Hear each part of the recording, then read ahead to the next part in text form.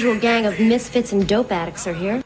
Rick in Mill Creek says, is Morris okay? Morris is fine. Morris is fine. Morris Day? In Mill Creek. In Mill Creek. Morris Day. Who is not fine is Jelly Bean Johnson, drummer of The Time. Mm-hmm. He was 69. I don't have a cause of death. No cause of death has been disclosed. Ooh, ick, what's that? What's my jungle love? Mm-hmm. What do you think? Prince is in that whole mix. Yeah. Well, Prince is The Time. Prince writes it and then says, "Okay." It says here, Prince Oberheim OB8, percussion and backing vocals. Okay. By the way, Jelly Bean, not his real name. Jesse. Really? No. It's Jesse. No. Jesse's a different guy. Gary George Johnson. Gary George. Well, it says here it's Jesse Johnson on guitars and backing vocals. I know, that's a different person. Well, he's not listed on this song, so why did we play this song? He says Jelly Bean at the end of it. I think that's Jesse. Jesse Jelly Bean Johnson. That's who died. Yeah. That's who died. I just said that's Jesse Johnson. You said, no, that's not him. No, Jelly Bean Johnson and Jesse Johnson are two different people. Well, Jesse Johnson's the one listed on this song, not Jelly Bean Johnson. So I think you've made an error somewhere along the line, and we should have played the Jimmy Cliff song, right? Gary George Johnson. Yeah. Jelly Bean Johnson was born. Gary George Johnson. Jesse is a different guy. Yeah. And Jesse is the guy who's on that song, is all I'm saying. Jesse Woods Johnson. He's the guy playing music on that song. Jelly Bean Johnson is not on that song. Well, I mean, maybe he is, because he does say Jelly Bean. Yeah. He yells Jelly Bean at the end. But he's not listed as one of the musicians on the song. But you know what? It doesn't matter. It don't amount to a hill of jelly beans. It don't matter. Now, what? I didn't hear that Jimmy Cliff died. Yeah, I didn't hear that either. Yeah, this just in. Apparently. Jimmy Cliff, legendary musician who expanded the popularity of reggae around the world, has died. His family announced Monday morning, so just this morning. He was 81. Hugely popular in Britain, in England. Waiting for me when I die. But between the day you're born and when you die, they never seem to hear even your cry. So as sure as the sun will shine, I'm gonna get my share now. What's mine? And then the harder they come, the harder they'll fall. One and all. Ooh, the harder they come, the harder they'll fall. One and all. I know he came here quite a bit. He did. Oh, really? I didn't know He played that. Salt Lake quite a few times. Well, I think he played across the street here. Oh, yeah. In the vacant lot? In the vacant lot across the street. Think that they have got the battle won. I say forgive them, Lord, they know not what they've done. 'Cause as sure as the sun will shine, I'm gonna get my share now. What's mine? How old was he? And then the harder 81. So I looked it up, and it says, yes, Jelly Bean Johnson was the drummer on Jungle Love. Well, I'm glad we have cleared that up. Well, you were besmirching the name. But it's, I Jelly don't know Bean. why it says Jesse Johnson. It's a Now I have to look. different person. you live on your love. So turn on the lights, make it shine bright. And listen to this. Jammit. Reggae night. We come together when the feeling right. Sounds like a TV theme song. It does. doesn't Yeah. it? On Thursday nights on NBC, it's Reggae Nights. We're back to the I time was now. going to say, this is... Hey, baby, what's We your jump phone back. number? I know it sounds fast, but I ain't got all night. Come on, baby, what's your phone number? You know I got to be cool in this cat you're sitting with. I'll do you right, baby. Come on. Come on. You can hear Prince in there too. Yep. Come on. Oh, no. Come on. Oh, hey. 777-93. This was a semi-hit. What's the name of this one? 777. 777-9311.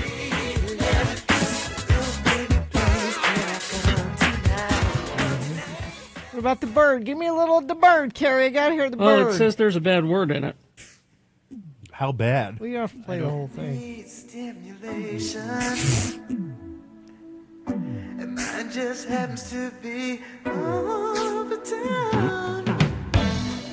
It's an easy money occupation. This is a heart-touching little number called Gigolos Get Lonely Too. Yeah. Yes.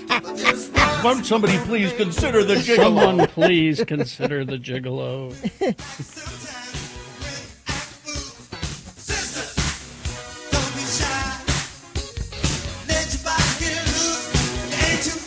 You guys aren't doing the dance. You know, as I was listening to the lyrics of Jungle Love, to go back to that, I was thinking, Robert F. Kennedy Jr. could have written that.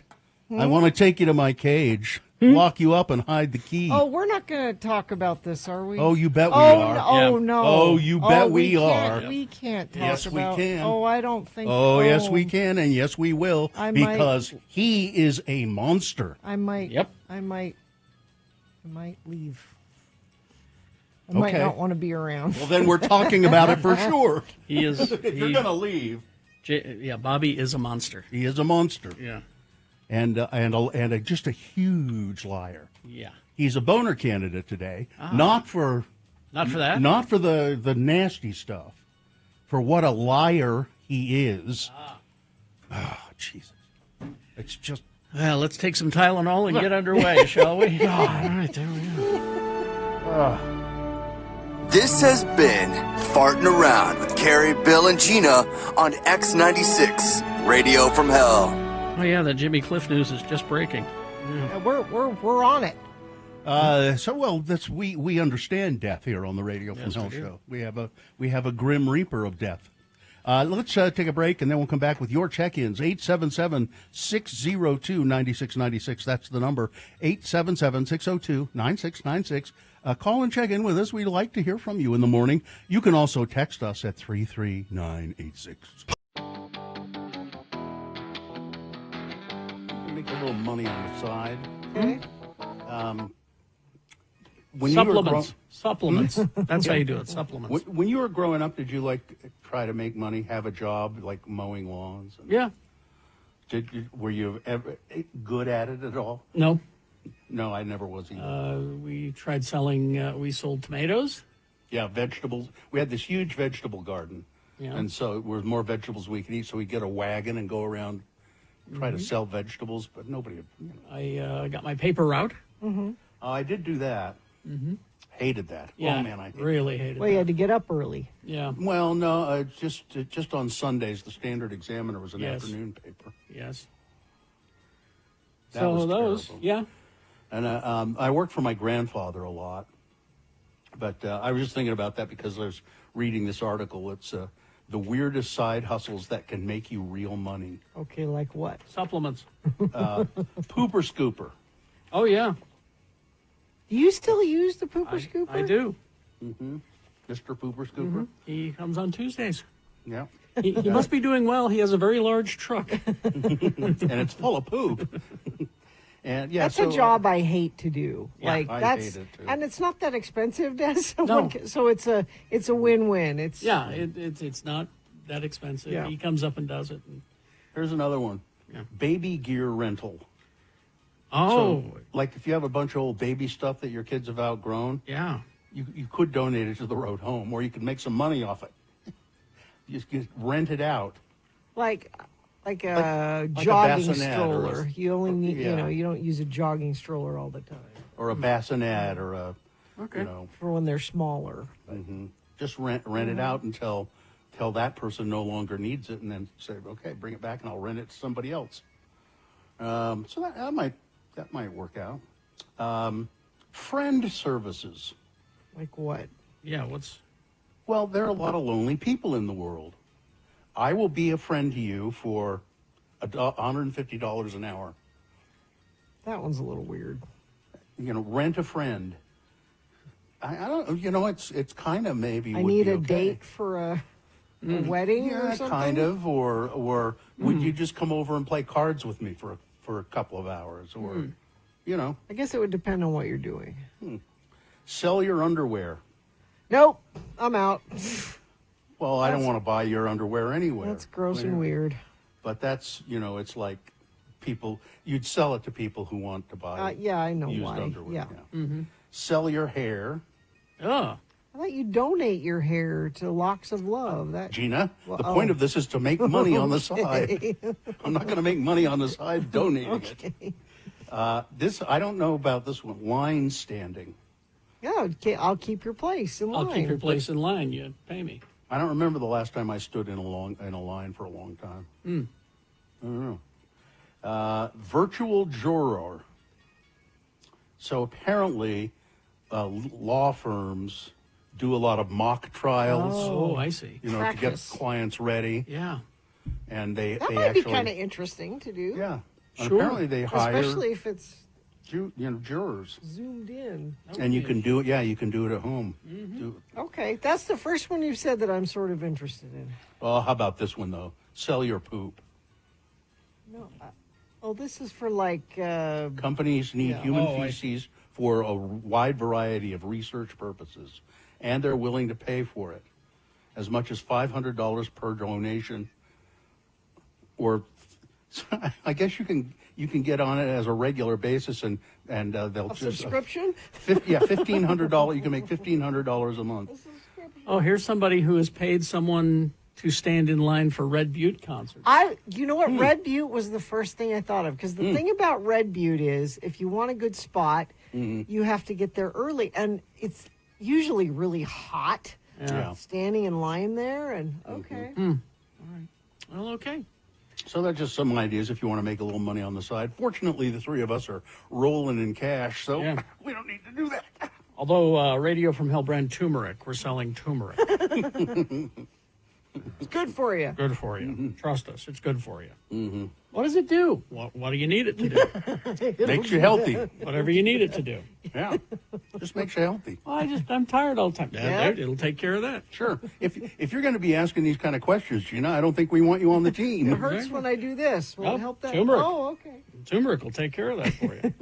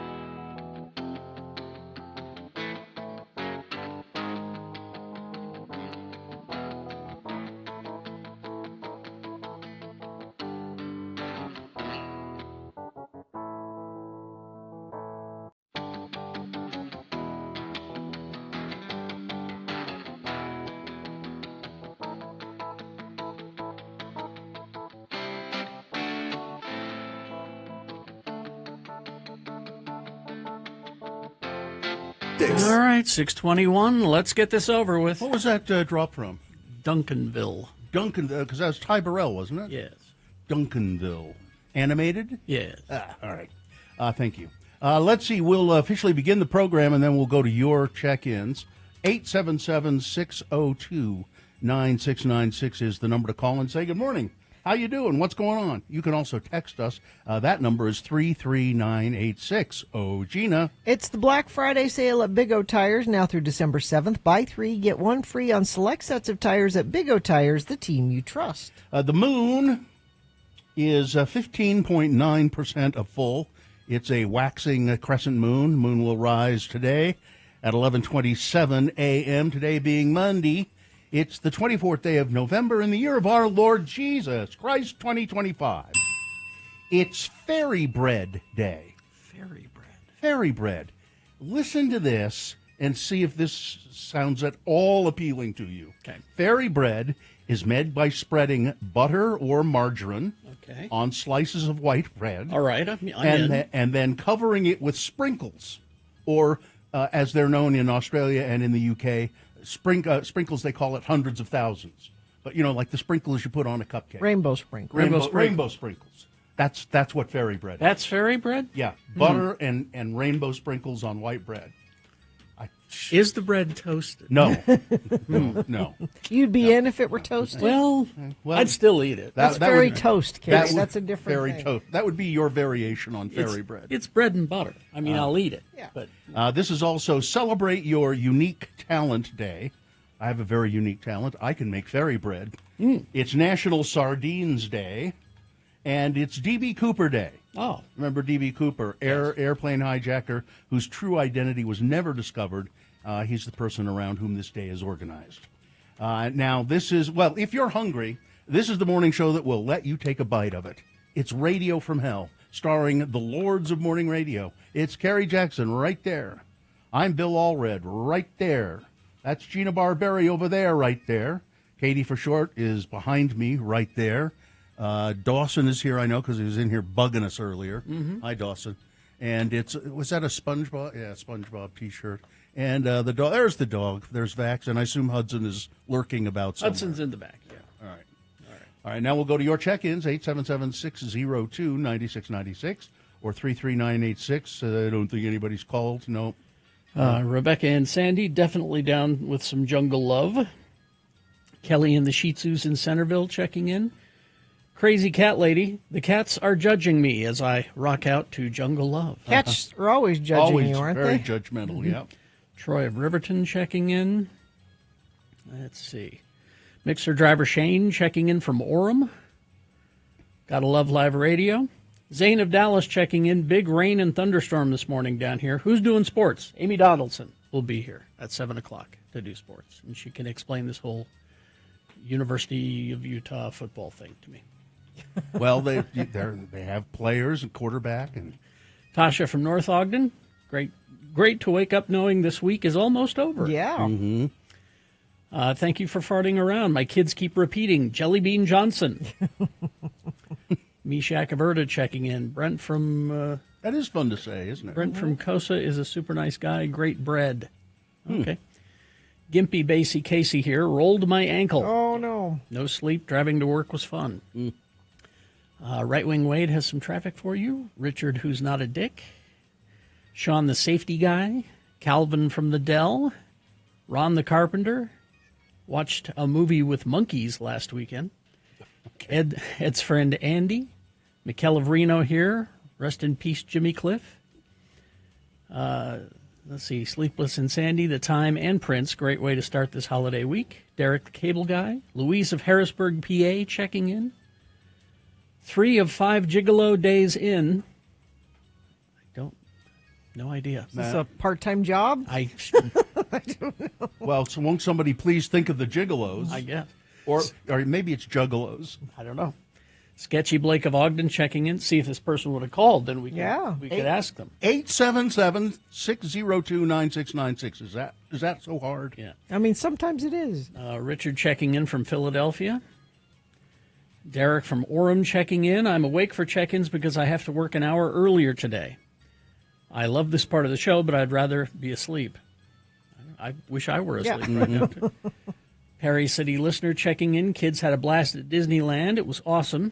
But all the kids were tall enough for each ride. That's a major event when that happens.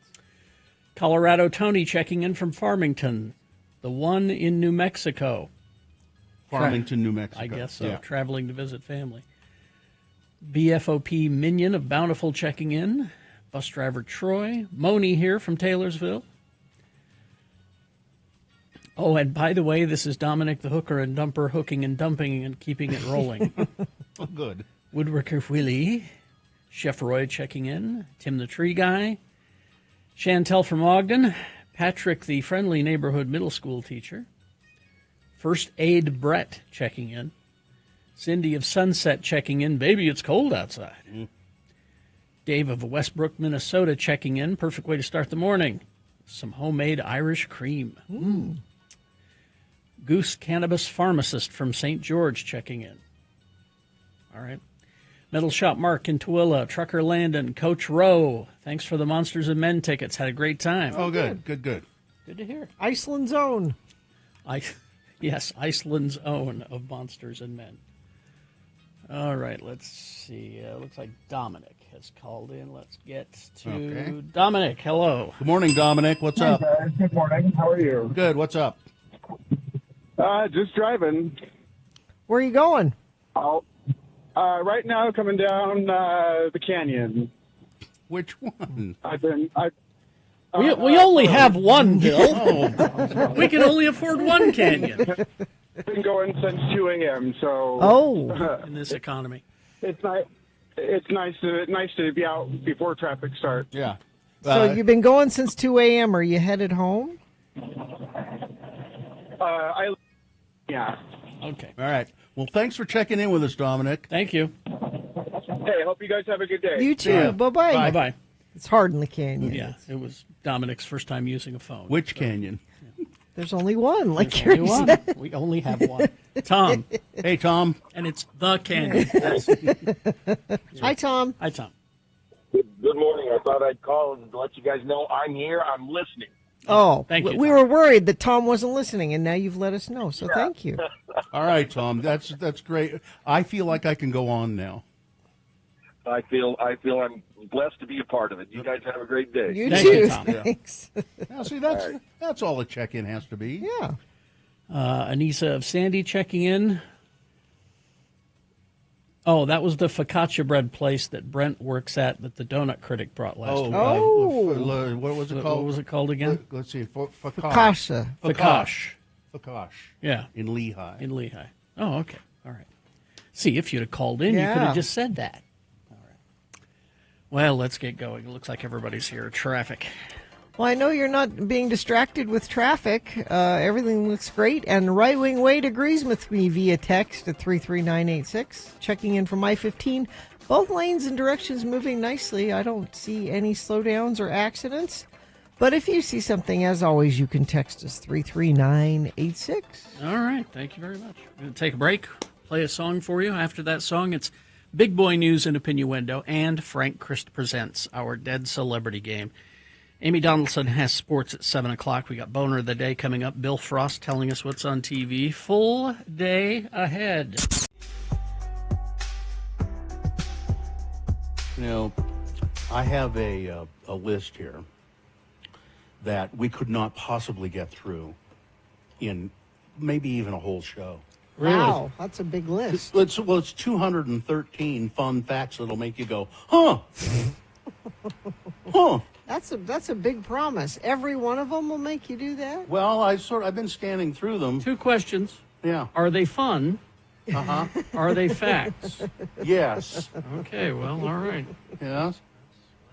Give it a look here, then. All right. It's Radio from Hell with another list, because people love a good list. X96.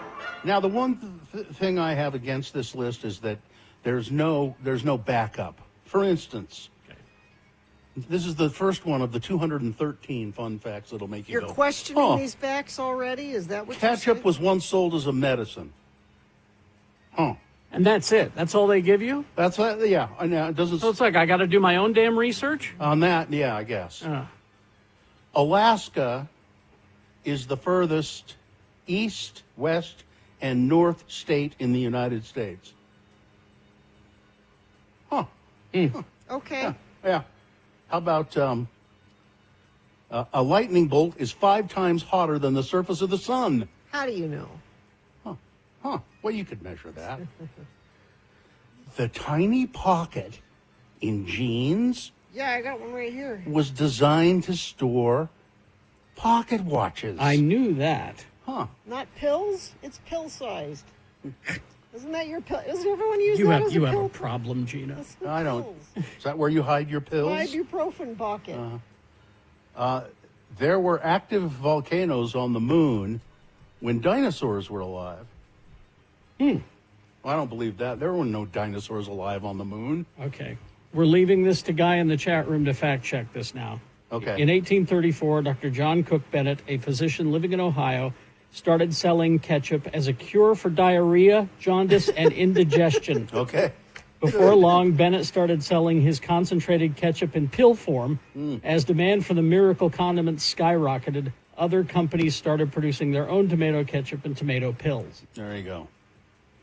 A chicken named Mike lived for 18 months without his head in the 1940s. No. No. For lots of reasons, no. Yeah, for 18 months, no. I've heard that story before. There's no way. I don't know that it's true. Guy, check that one, would you? Please. I'm telling you, that's Mike the chicken. Mike the chicken. 18 months in the 40s. It did not happen. No, that's...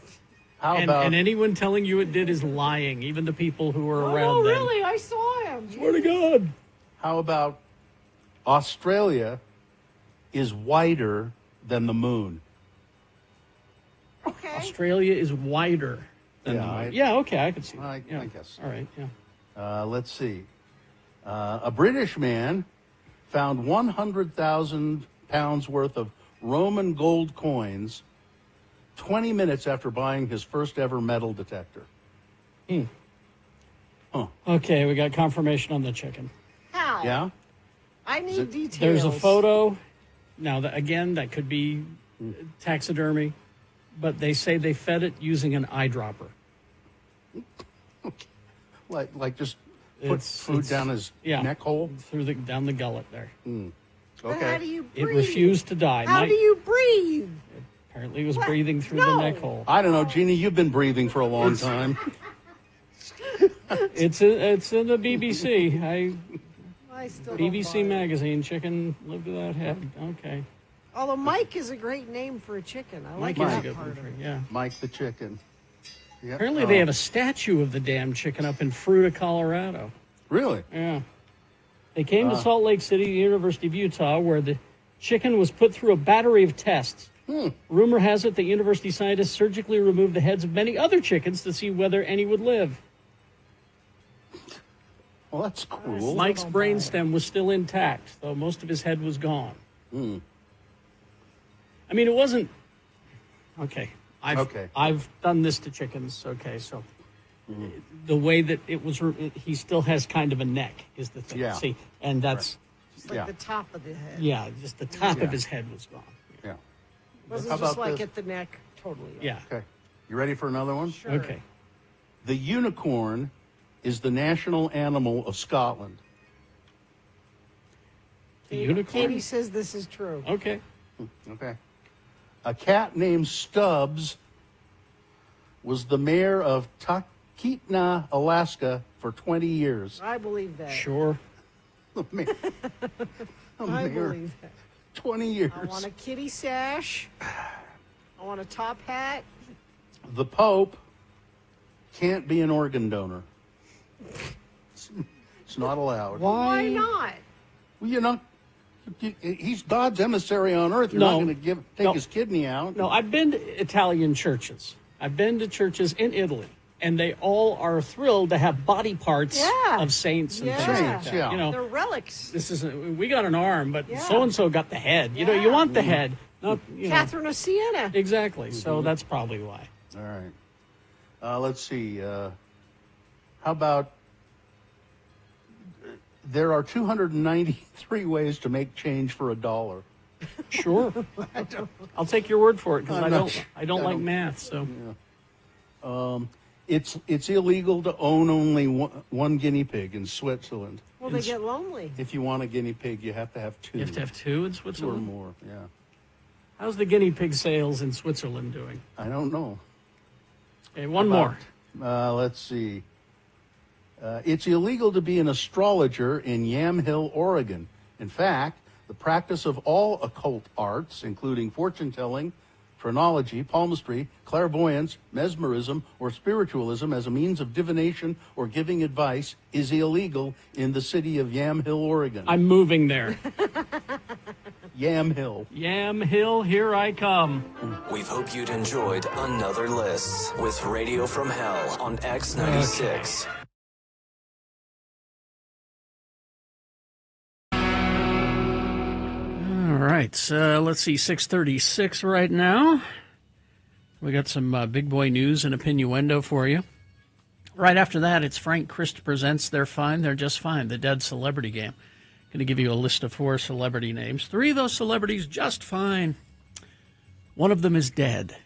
Pick the dead one correctly, and you will win. Tickets to Say Anything and Motion City Soundtrack, they're coming November 30th to the Union. Oh, that's 2 good bands there. All right, Say Anything and Motion City Soundtrack tickets. All you got to do is call 877-602-9696 and play. Frank Christ Presents They're Fine, They're Just Fine. Notice I didn't say you have to win No. Yeah. To get the tickets. All right? So that's coming up after this. Big boy news and opinioendo brought to you by. Do you or someone you love struggle with addiction? Help is out there. Renaissance Ranch, one of Utah's best addiction treatment centers. They accept most private insurance and Medicaid. Schedule a free consultation at renaissanceranch.com. Well, it makes me sad to read about Smokey Robinson. 6 months after he was accused of sexual assault by 4 former employees, 2 new accusers have joined the lawsuit, including a man. The 4 initial Jane Doe accusers filed a $50 million civil complaint against Smokey on May 6th in Los Angeles County Superior Court. The women alleged sexual battery, assault, false imprisonment, gender violence, creating a hostile work environment. Smokey Robinson and his wife, Mrs. Smokey, who was accused of fostering a hostile work environment, have denied all of the allegations. So his wife is accused of this as well. The accusers filed a motion to amend their complaint and added 2 more alleged victims, a man and a woman, who both claim that Robinson tried to force them to touch his private parts. One new accused. Well, that's enough. We don't need.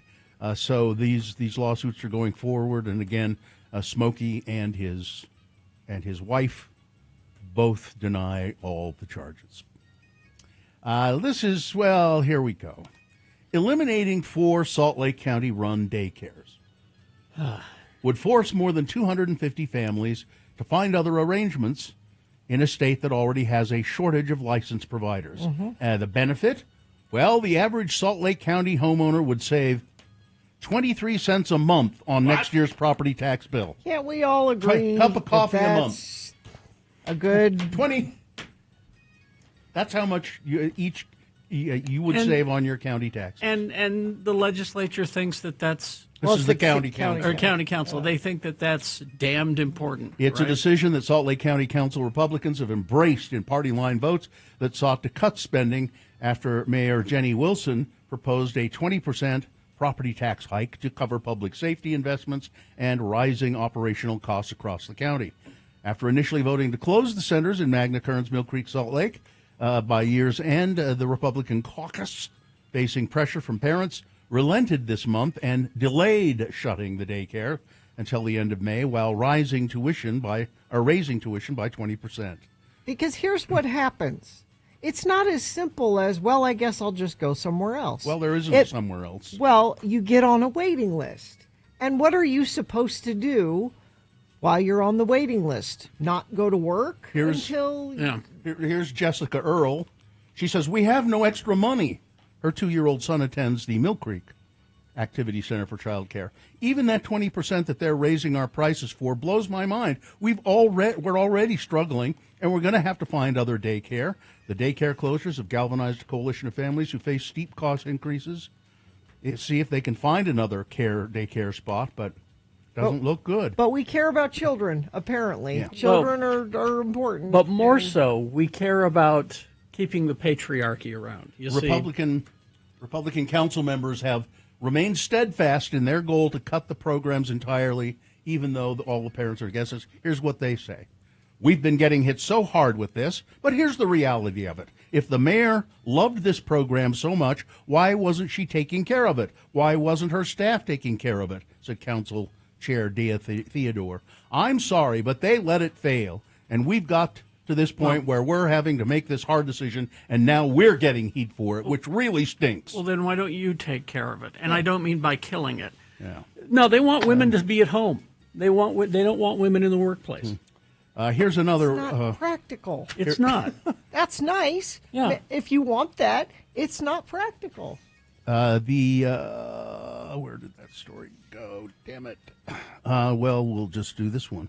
The Wasatch County Health Department has confirmed 5 cases of measles at Wasatch High School. That's up in Heber, I think. Initially, they were discovered through wastewater monitoring. 2 of those cases were vaccinated individuals, and the other 3 were unvaccinated, said Lane North with the Wasatch County Health Department. When resident Andrew Allen found out, he wanted to be prepared. I called my mom and I asked her if I'd been vaccinated as a child. I was born before 1967, he said. The vaccination wasn't so effective back then, so I wanted to make sure that I was vaccinated and good to go. The health department said many people may have been exposed at school on November 14th, 17th, and 18th, and possibly at a school play on the 15th. Well, that's it.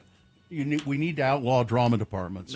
Yes. The health department said people may, with school resuming on Monday and Tuesday before Thanksgiving break, the health department has some recommendations. If you're unvaccinated, don't go to school for the incubation period, which is 21 days, mostly because we don't want you to get sick. So they're telling you to stay home for 21 days if you're unvaccinated. While students who are vaccinated are more protected, the health department is urging everyone to be cautious. The woman from Holiday who had gone missing in California, she has been found, located, safe and sound, apparently, according to the Santa Cruz County Sheriff. Danielle Staley was reported missing on November 7th by her longtime companion after she had last been seen at a bonfire on a beach in Rio del Mar. Alex Nunez said he fell asleep in the camper van that he and Staley were traveling in, and he didn't see her after the bonfire, which he didn't attend. In a social media post, the sheriff's office said additional details about Staley's whereabouts and where she was located were not readily available, but shared that she was not injured, she's fine, and her family says, well, we want to express our sincere gratitude to the community and to everybody who provided information that led to her being discovered. I think her family's probably also saying, and she's going to have some explaining to do. That's what I think. It's kind of it's a story. I'm sure there's a story there. I don't know if we'll ever know what it was, but there it is. Senator Elissa Slotkin's Michigan home was targeted with a bomb threat on Friday, according to a spokesperson. In a post on X, Slotkin's spokesperson released a statement saying that Michigan State Police responded to the home and searched the property, confirming nobody was in danger, but there was a bomb threat. Who is Elissa Slotkin? She is one of those 6 representatives, congressmen, and senators who did the video saying to members of the military, you don't have to follow orders that are illegal. And then Donald Trump said that they should be hanged. Yeah. Or, their houses should be bombed. Or this is what comes of that kind of rhetoric. Let's see. Women. This is a Wisconsin woman who, you remember the Slender Man stabbings? It was like, 10 years ago or more? A woman in Wisconsin who admitted to stabbing a classmate nearly to death at age 12 to please the online horror character Slender Man is missing after she cut off an electric monitoring device, it's an ankle device, and left a group home. Madison police issued an alert Sunday for Morgan Geyser, who is now 23, saying she was last seen around 8 p.m. Saturday. But this story doesn't. She's been found. She's been taken back into custody, right? Yeah. So it was very recently that she was moved to that group home, just a few months ago. So she'd been in a more strict lockup. Yep. Before that. And she cut off the ankle monitor. They found her at a truck stop near Chicago with an adult person. They're not saying who that person is, but that person was also taken into custody. So I don't know if this is someone who was trying to aid her escape or what. Let's see. How much time do we have here? You've got about 3 minutes. All right. The FBI spied on a private Signal group chat of immigrants' rights activists who are organizing court watch efforts in New York City this spring. Law enforcement records shared with The Guardian indicate the FBI, the document showed, gained access to the conversations in a court watch Signal group that helps coordinate volunteer activists who monitor public proceedings at 3 New York federal immigration courts. The U.S. government has repeatedly been accused of violating immigrants' due process rights at those courts. A joint situational information report from the FBI and the New York Police Department quoted from a chat on Signal the Encrypted Messaging Act and also characterized the court watchers as anarchist, violent, extremist actors, which they are not. Far from it. You know, it's legal to go watch court proceedings. That's anybody can do that. That's all they are doing is monitoring court proceedings. That's public place. Yeah. Exactly. Do that. And we had this story. It was last week that this happened, but I don't think we mentioned it. Oh no, I'll save that. Never mind. That's about all I've got, I think. Let me look at one more place. Because I don't do sports here, Bill. Oh, that's right. Amy does it in a minute. So. Well, let me find one more story then. Let's see. Robert Irwin. That's the Crocodile. Okay. son.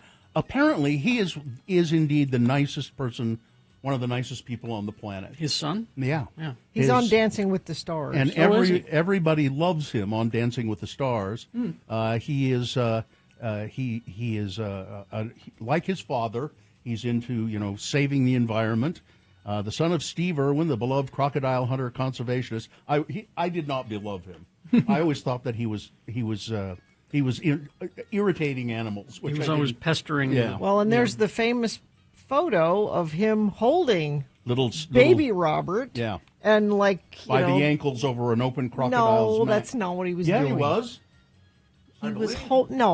He was in his arms while he was feeding. He wasn't dangling his son I over. seem to remember. No, seeing a You're picture thinking of Michael Jackson he dangling. was just holding him, but he Harris over a he was balcony. feeding a crocodile right close to him. He wasn't dangling his baby over.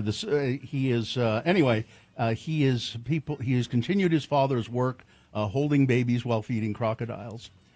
He promotes wildlife at home and in Australia and around the world, and apparently he's a pretty good dancer too. So Good for there he him. is. All right, that's it. All right. Weather, traffic. It's cold. 34 right now. Going to be 52 for a high today. A little bit of fog out there this morning. I don't know if it's fog really or if it's just the inversion is starting to set in, but it's a little gunky. That'll clear out by this afternoon and be mostly sunny. Overnight low below freezing, 31 tonight. 46, so a little colder tomorrow. Wednesday high of 52. Thanksgiving Day looks like it's going to be sunny and 57. Traffic looks great. I wonder if people just take this whole week. Do people take this whole week off? Some do. Yeah. Yeah. Kids get out of school later. Amanda in the week. is. Amanda. I don't know who you're Hugging talking kiss. about. Oh. Who else would I be talking to? If you see something, you can text us 33986. Business owners, do you have $15,000 or more in employment taxes and don't know what to do? McClure and Stewart, your local trusted tax attorneys. Go to McClureandStewart.com today. Good morning, Frank Christ. Oh, hello, everyone. Frank has joined us here in the studio. Forgive me if I'm out of breath. What's wrong? I just got back from taking Jimmy Cliff. Can I ask Frank, how can you be out of breath? You don't have lungs. Thanks for reminding me.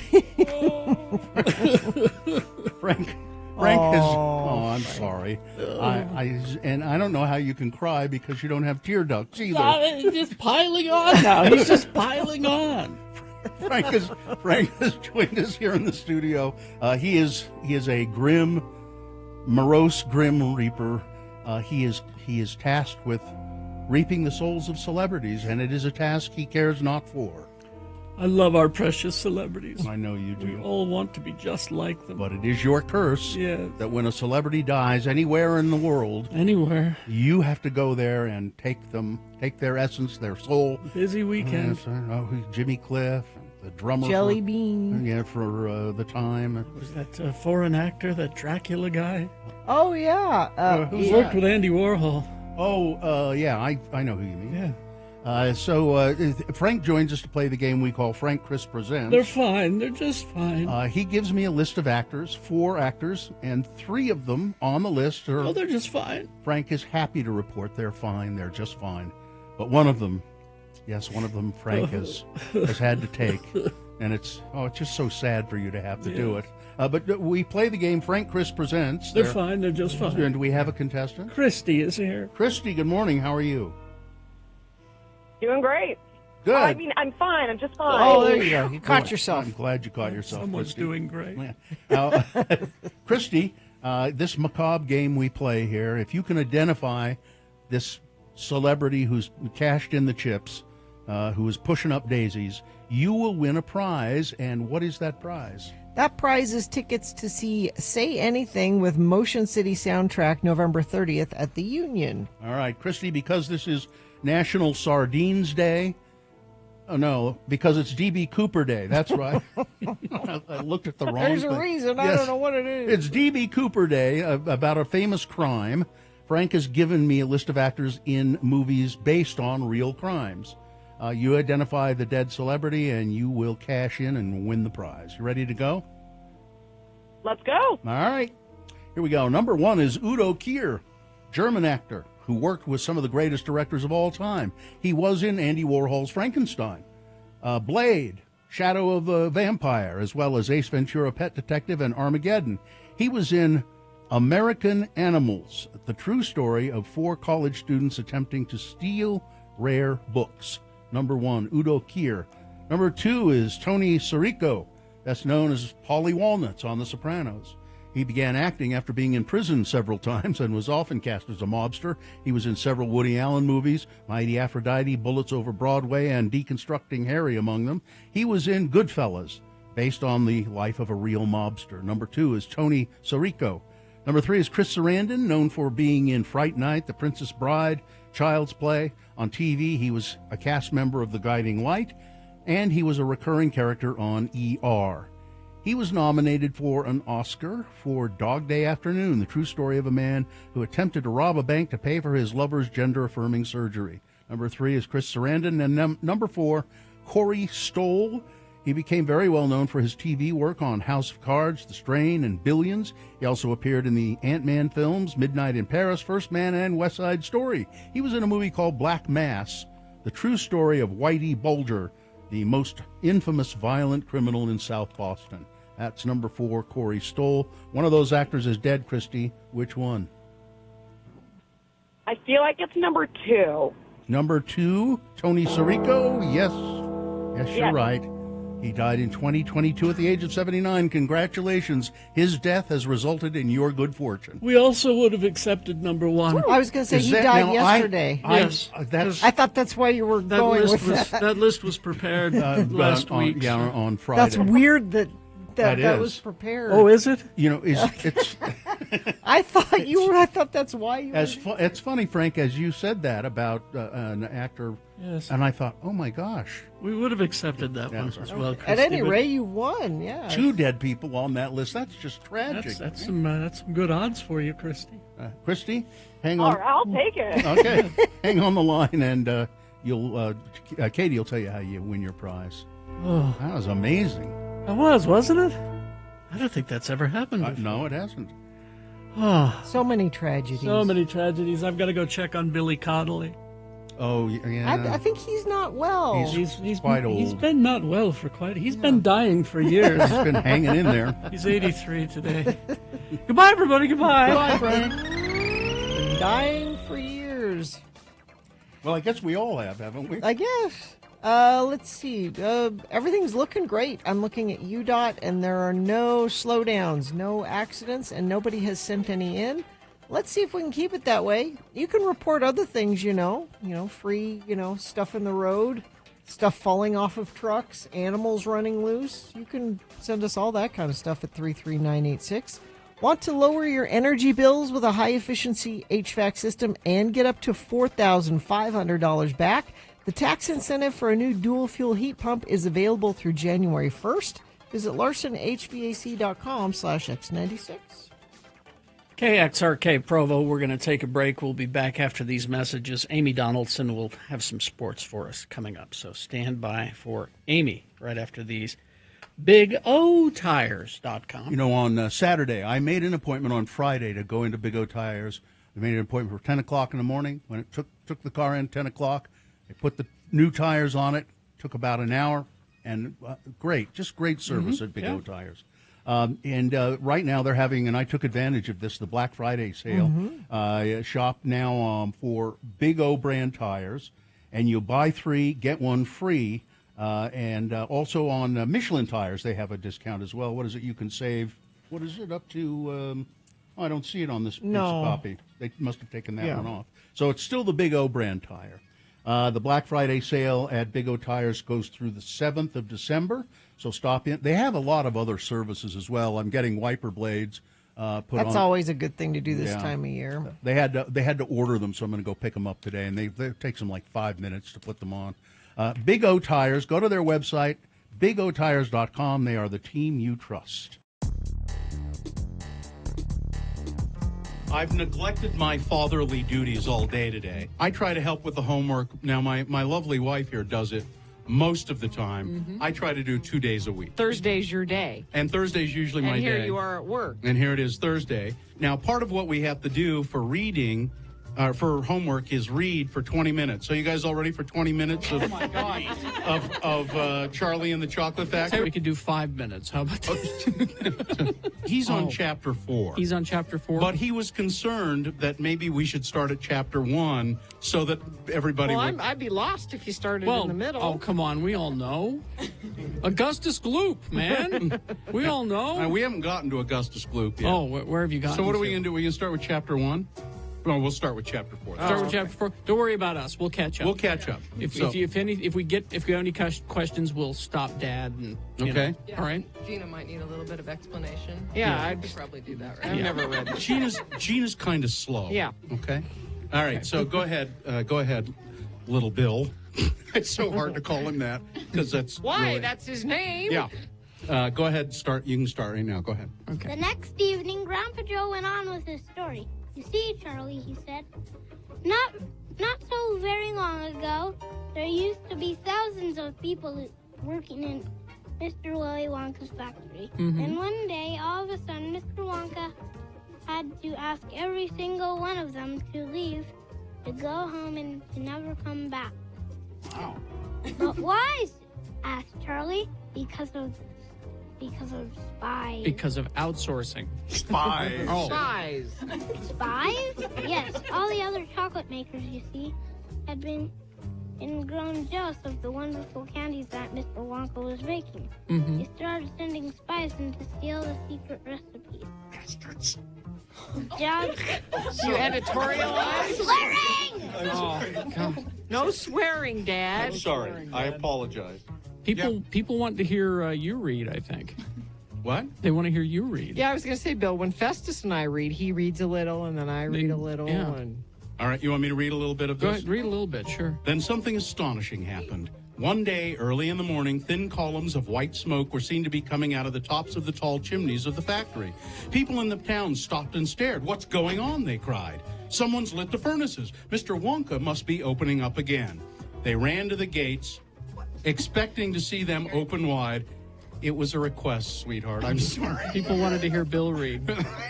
I don't know. It's homework. Oh, it's all homework. right. We well, better okay. get back to we that. better Okay, get to it. all right. Get back to reading. All right. Get back to the sweatshop. Get sewing those shoes. We'll get back to reading. What? Carrie needs some new Nikes. You kids get to work.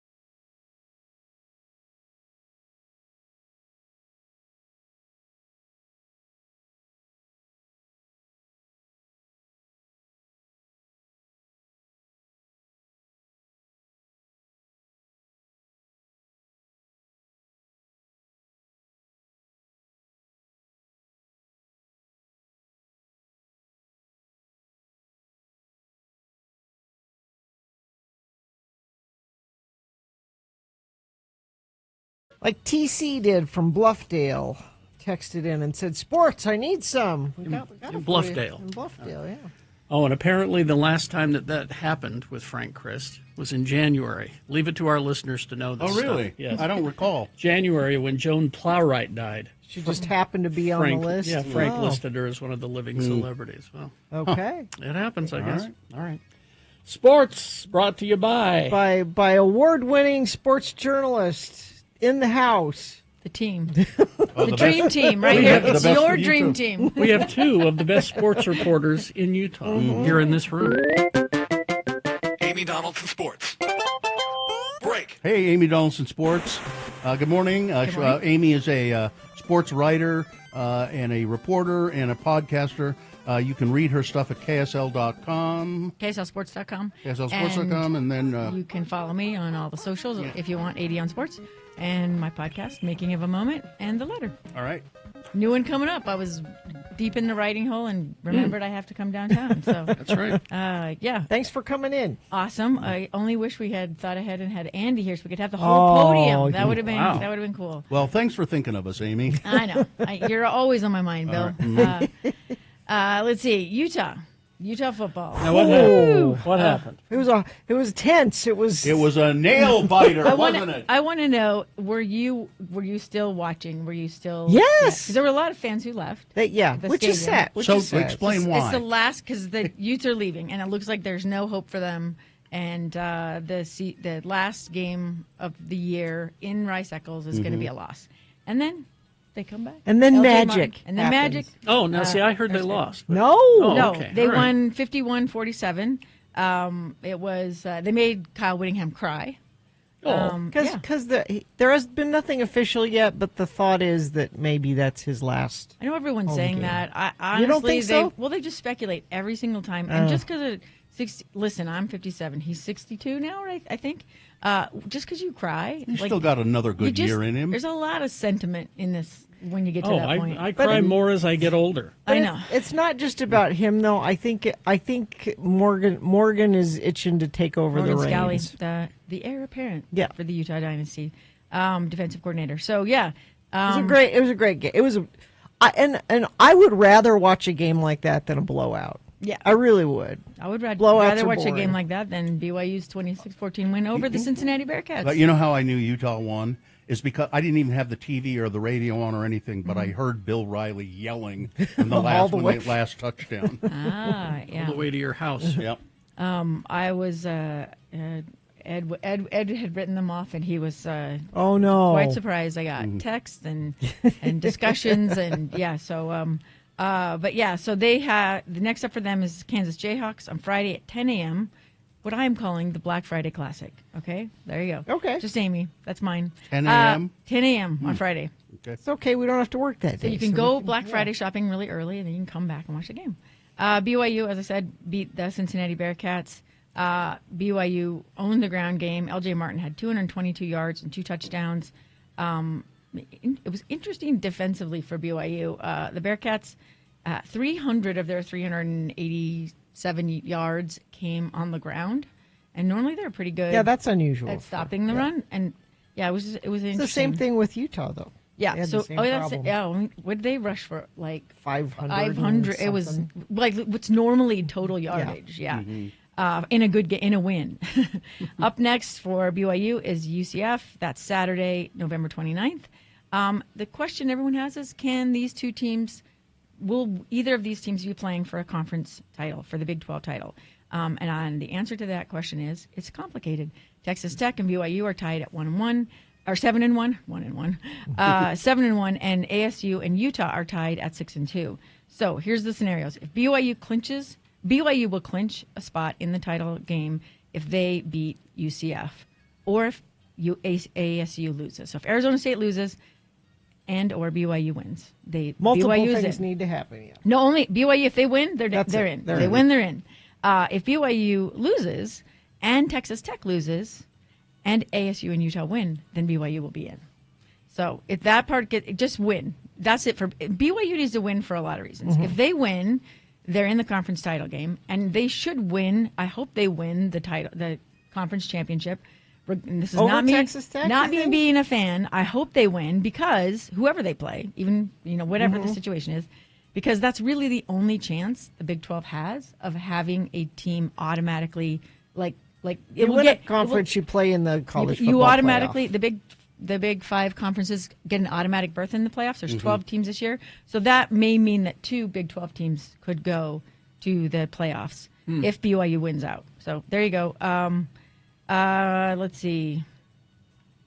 Yes. I want to say, I was just reading spoilers, but we don't care about that. Texas Tech, they will clinch a spot if they win over West Virginia. They're good. So, and ASU has like a long, complicated way. Just everyone pray for ASU to lose. That's it. That's the bottom line. Sorry, Debbie. She's a Sun Devil. Let's see. BYU women, they take second at the NCAA National Championships with freshman sensation Jane Hedengren. She finished second. She won the regional really easily. She was definitely in it. She led some of the race.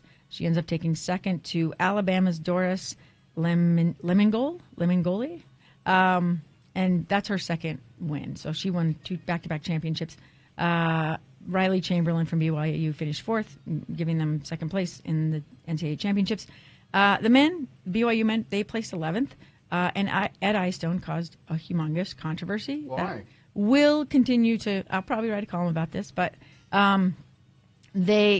he's basically saying that colleges are focused too much on recruiting international athletes, and he blames the NIL deals. Right, so if you come to the U.S. either in high school or college on F1 visa, you cannot collect NIL money. So you are cheaper for a school than a college student like a Jane Interesting. Hedengren who can earn NIL money or who might demand NIL money. So I don't know that it was like, I don't know if some of it got taken out of context or whatever, but what he's saying is it's cheaper for schools to do this, and what they're doing is developing the world's runners. Meanwhile, there's no college spots for U.S. runners to work into, right? Good point. So he said of the men's competitors, 112 of the 261 are international Really? recruits. So that's significant. And I mean, I am currently looking into and have been writing about for 3 years the F1 issue in the high school, at the high school level. But I know it's happening at the college level because that's why the kids come to the high school so they can get a college scholarship. But there's been so much. The Trump administration at one point revoked, like I said, we're not going to allow F1 visa. A bunch of schools lobbied to get them to repeal that. But there's been a lot of controversy about F1 visas. But anyway, just thought I'd throw it out there. If you hear about Ed Eyestone, who might be the nicest coach on the planet, being at the center of a controversy.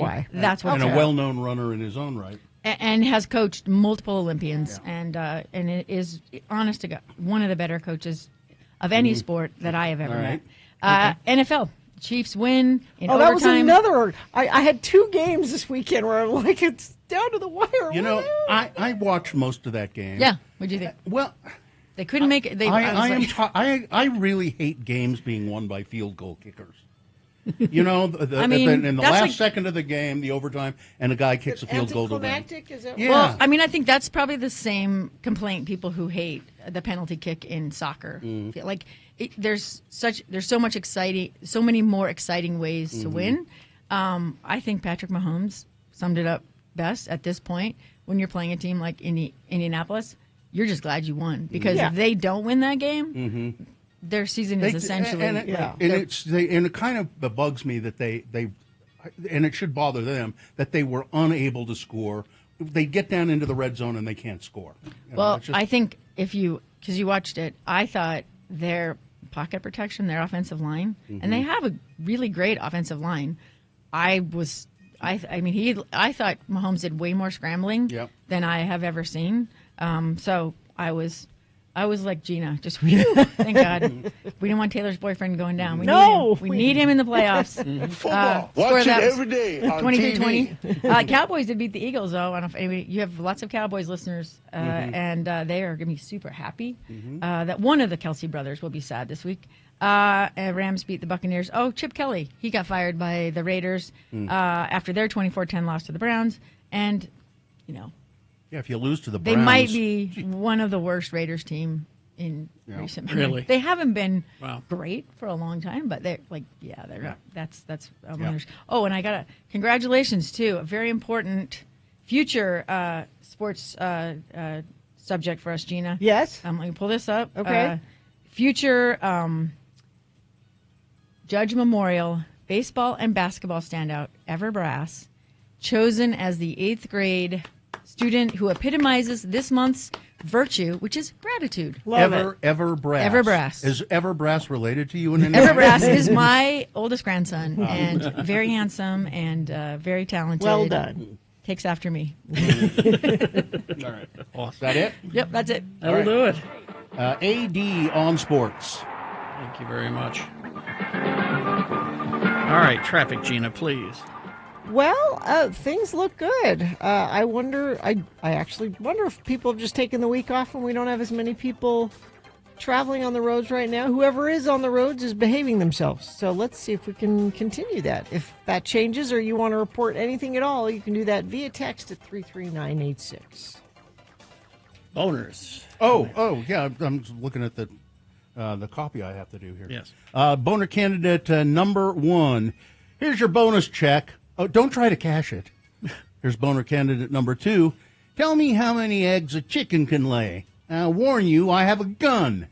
And boner candidate number 3, he's a liar. You're a liar. They all seem to be lying liars who lie. All right, boner of the day, big boy news, all coming up after some messages and a song. Stand by for that. Ranlife.com/X96. Yeah, Rand Life is a local mortgage company, and they have a very special deal right now that they can help you get some money out of your house that you might want to use. You need extra money for the holidays. Maybe you want to do some travel, something like that. Well, Rand Life Home Loans can get you, in as little as 5 days, money from your house. It's a 5-day HELOC program that they can tell you about. You can get it in as little as 5 days, and that's remarkable. Usually these things take a long time. But you can use your home's equity however you need to do it, maybe to knock out high interest rates, cover travel plans, whatever. It's your money. You can use it how you wish. So get a hold of Rand Life right away. Everyone is stressing out over the holidays at this time of year, money issues. Well, you've got some extra money just waiting for you. Go to randlife.com/X96. That's randlife.com/X96. Vaxildan, our radio pup, finally has a sponsor. It's Zero Res, and this time of year brings a lot of dirt and things through your house, damaging your carpets. Vax says book your carpet cleaning appointment today. Not only do you get the 4th room free, but your animals will thank you with extra love. Go to zerores.com today. So it's one of those, yeah. It's Radio from Hell with another list, because people love a good list. X96. This is a list of things we all secretly do at work but won't say out loud. Oh, really? Let's see. Well, I don't know if okay. This first one I will cop to. Okay. Scheduling fake meetings. What? You mean so that you can go home? I gotta go. I got a thing with the... You don't even bother to do that anymore. Yeah, you just say, okay, I'm out of here. See you later. I mean, you used to do this. But I have in the past. Yeah. I wish I could stay, but I got a meeting I gotta go to. Strategically planning bathroom breaks. Also to avoid meetings.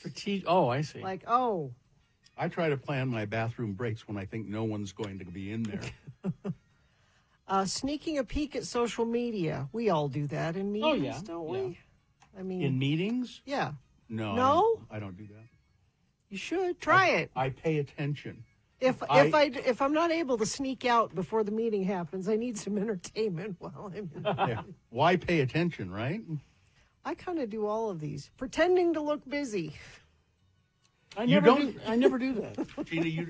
Gina, you think maybe you're doing that, but you're not good at it. Very busy. No, you're not good at it. Just typing furiously on your computer? No, I'm doing things and I want to get them done quickly so I can leave. Yeah, me too. Stealthily snacking.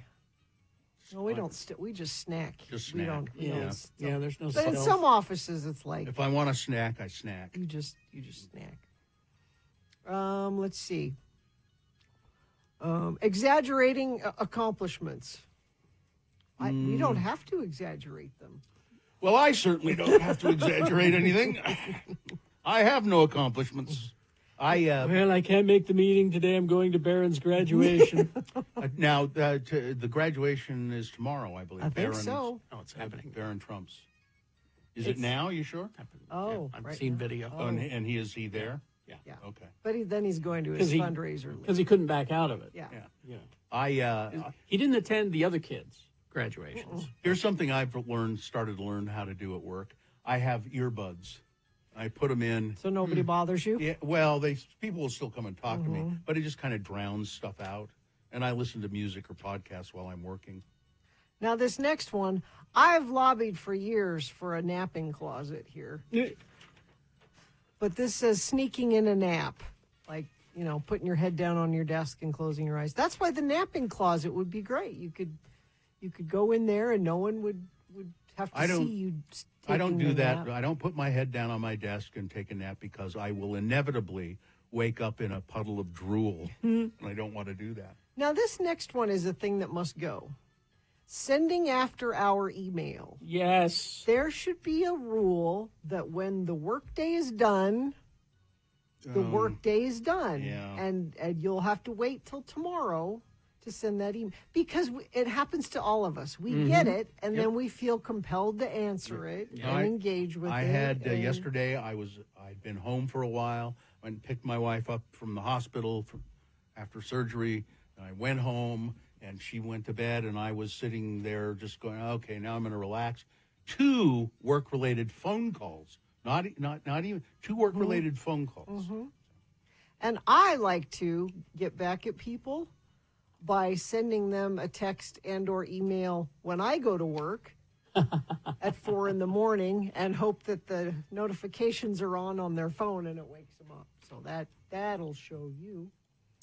Let's see, pretend phone calls. Now, when I am trying to sneak out to a meeting I don't really have, sometimes, and you don't want to talk to people on your way out, you hold your phone up to your head and you pretend to talk as you're walking to the elevator. And I think to myself, how does she do that? How does she walk and talk on the phone at the same time? Amazing. Blaming technology for mistakes. Oh, there's There's a lot of that. There's here. a lot of that happening around here. Well, but it's because there are many mistakes that are the result of technology. No, but there's certain people who rely on but I sent you an email too much that it's to the point where we're like, I don't. never got the email. Or I never got the email. Yeah. When you really did get the email, but you didn't. You've used that one so much we don't believe you Yeah. anymore. Faking illness to get out of work. Macy, you faked your way all the way to the hospital. That's how much you didn't want to come to work. No, you were really sick. Yeah, I don't do that. That's the list. That's it. Yeah. Okay. I don't do many You of don't those. do many no. of those? No. Yeah, I try to just knuckle down, get my stuff done, and then go home. Get out. Yeah. Get your work done and get the hell out. We hope you'd enjoyed another list with Radio from Hell on X96. Gina conquered that because she doesn't have any work to do, so she can leave. Yeah, I'm good. Yeah. Yeah. That's the easiest way. We don't have to knuckle. She doesn't have to knuckle down and try to get her work done Well, before she leaves. She has no work to do. Well, the sports I have to report on tomorrow hasn't happened yet. Are you? I gotta wait for the sport.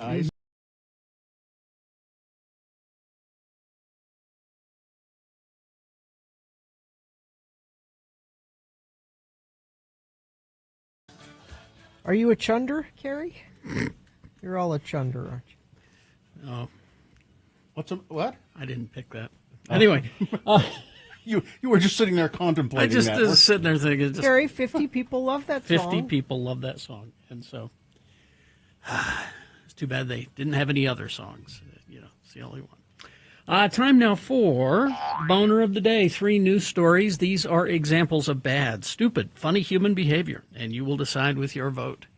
Of these three candidates, which one is the worst? Which one deserves to be boner of the day for today, November 24, 2025? We'll give you two candidates now, a third after the news. And once you've heard all three, then you will vote. One of you random boner voters will receive. Can't buy it, gotta win it. Radio from Hell boner t-shirt. Boner candidate number one. Here's your bonus check. Now don't try to cash it. U.S. Homeland Security Secretary Kristi Noem admitted over the weekend to handing out fake checks, according to a new report. In an article called Ice Barbie Makes Big Show of Handing Out Bonus Checks, the Daily Beast reports on what happened when Noem was in Las Vegas to hand out bonuses to TSA employees and announce a $1 billion investment in security checkpoint enhancements. The report states, Homeland Security Secretary Kristi Noem spent Saturday in Las Vegas, where she held a press conference featuring several TSA agents employed at Harry Reid International Airport and made a show out of handing out bonus checks that she admitted later on were not actually checks. If she was a Democrat. After handing out the $10,000 bonuses, which, like the bonuses given to air traffic controllers who worked without pay during the government shutdown, were only offered to certain employees, Noem said, quote, let's hand out some checks, should we? The Daily Beast then quotes her as saying, this is a document that verifies that it will be direct deposited into your accounts, okay? Photo op. Noem also announced that the Department of Homeland Security will spend more than $1 billion to improve airport security checkpoints nationwide, and that security personnel will receive additional training, according to the report. So certain people get these checks. People that worked without pay and didn't call in sick. Yeah. Or some people had to get a paycheck, so they called in sick and got another part-time job to make some money during this time. Those people will not get a bonus. Look at that picture of her at x96.com/live. That looks as though she is wearing a mask. Yeah, she is. That's not her face. Right. Haven't you seen pictures of her? It's just the thing is, though, the story is barely making a ripple. Barely making a ripple. And if it were a Democratic organization, it would be 3 weeks on Fox News. Here's that's boner candidate number one. Here's your bonus check. Don't try to cash it. Here's boner candidate number two. Tell me how many eggs a chicken can lay. I warn you, I have a gun. Huh? Port St. Lucie, Florida. I said, I warn you, I have a gun. Don't me. Peter Riera, I think is how you say it, fired 4 rounds from a .45 caliber Glock at 3 people outside of Harper's Pub in Port St. Lucie following a dispute about chicken egg production. No one was hit by the bullets. Port St. Lucie Police Sergeant Dominic Mestri confirmed an argument between the 3 victims and Mr. Riera stemmed from a conversation about how many eggs a chicken can lay, as Mr. Riera claimed to be a farmer who raised chickens. Mr. Riera became paranoid after the argument, accusing the victims of trying to con him about how many eggs a chicken can lay. All the parties had been drinking and were intoxicating to various degrees. Mr. Riera faces charges including 3 counts of aggravated battery with a deadly weapon. Two victims also face charges for resisting officers during the investigation. The officer stated, arming yourself with a handgun when you are under the influence is not a good idea. They're arguing over how many eggs a chicken can lay, and he starts shooting his Glock. These are important things. Listen, you wouldn't listen to me when I tried to tell you how much wood a woodchuck could chuck. That's right. Boner candidate number 2. Tell me how many eggs a chicken can lay. I warn you, I have a gun. Coming up in a moment, boner candidate number 3. He's a liar. You're a liar. They all seem to be lying liars who lie. Boner candidate number 3 coming up after this. Big Boy News and Opinioendo brought to you by Kilby Block Party is back with their 2026 lineup May 15th through the 17th at Utah State Fair Park. Go to x96.com to see the full lineup and listen to Radio from Hell that says all week long and win a pair of 3-day passes. Lineup includes Lord, Turnstile, Haley Williams, Modest Mouse, Japanese Breakfast, Rit Momney, and more. Well, I'm going to read this how it's written. Okay. Those of you who are still hoping for a Jungle Cruise sequel might be in denial. See, you get it? Yeah. I don't think there is anybody hoping for that. No. As the award season prospects set sail for the 2026 Oscars, star Dwayne Johnson exclusively tells Entertainment Weekly that plans for a sequel to the 2021, I guess it says here, blockbuster. I guess it did okay. It did okay. Starring his longtime friend and current Smashing Machine co-star Emily Blunt. Well, the plans for a sequel have, and again, I'll read this as written, the plans for the sequel have sunk. See, to keep with the nautical theme there. Yeah. When asked by the Awardist podcast if a long-rumored follow-up to the film, which managed to earn, $220 million at the global box office, was it still on deck? Was it still on deck? How many more can you do? Both Johnson and Blunt gave a simple reply, I don't think so. I don't think so. They said just the management at Disney, the upper, that's new leadership, and don't understand. I don't know. They're not going to do it. So that's a shame, isn't it? There are many more boat puns throughout this story, but I'm going to leave it now. Thank you. This story is related to boner candidate number 3. The move by the Centers for Disease Control and Prevention this week to walk back an assertion on its website that vaccines do not cause autism has spotlighted how Health Secretary Robert F. Kennedy Jr.'s personal skepticism about vaccines is now shaping the nation's public health policy. Yep. It's also raised more questions about the decisions of key Republican senators who had been wary of confirming Mr. Kennedy to swallow their concerns. Well, that's interesting. Swallow their concerns early this year and support him.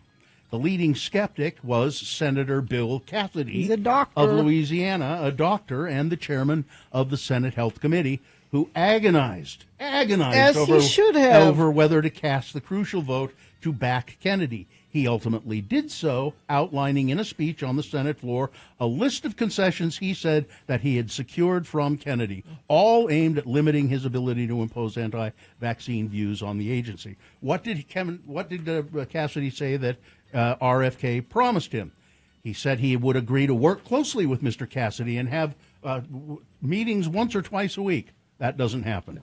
Mr. Kennedy said he would protect access to vaccinations. Nope. No, he sort of cut that back, limiting who can get COVID vaccines, for instance. Mr. Kennedy agreed to keep a CDC Vaccine Advisory Committee's recommendations. No, he fired them all. All of them.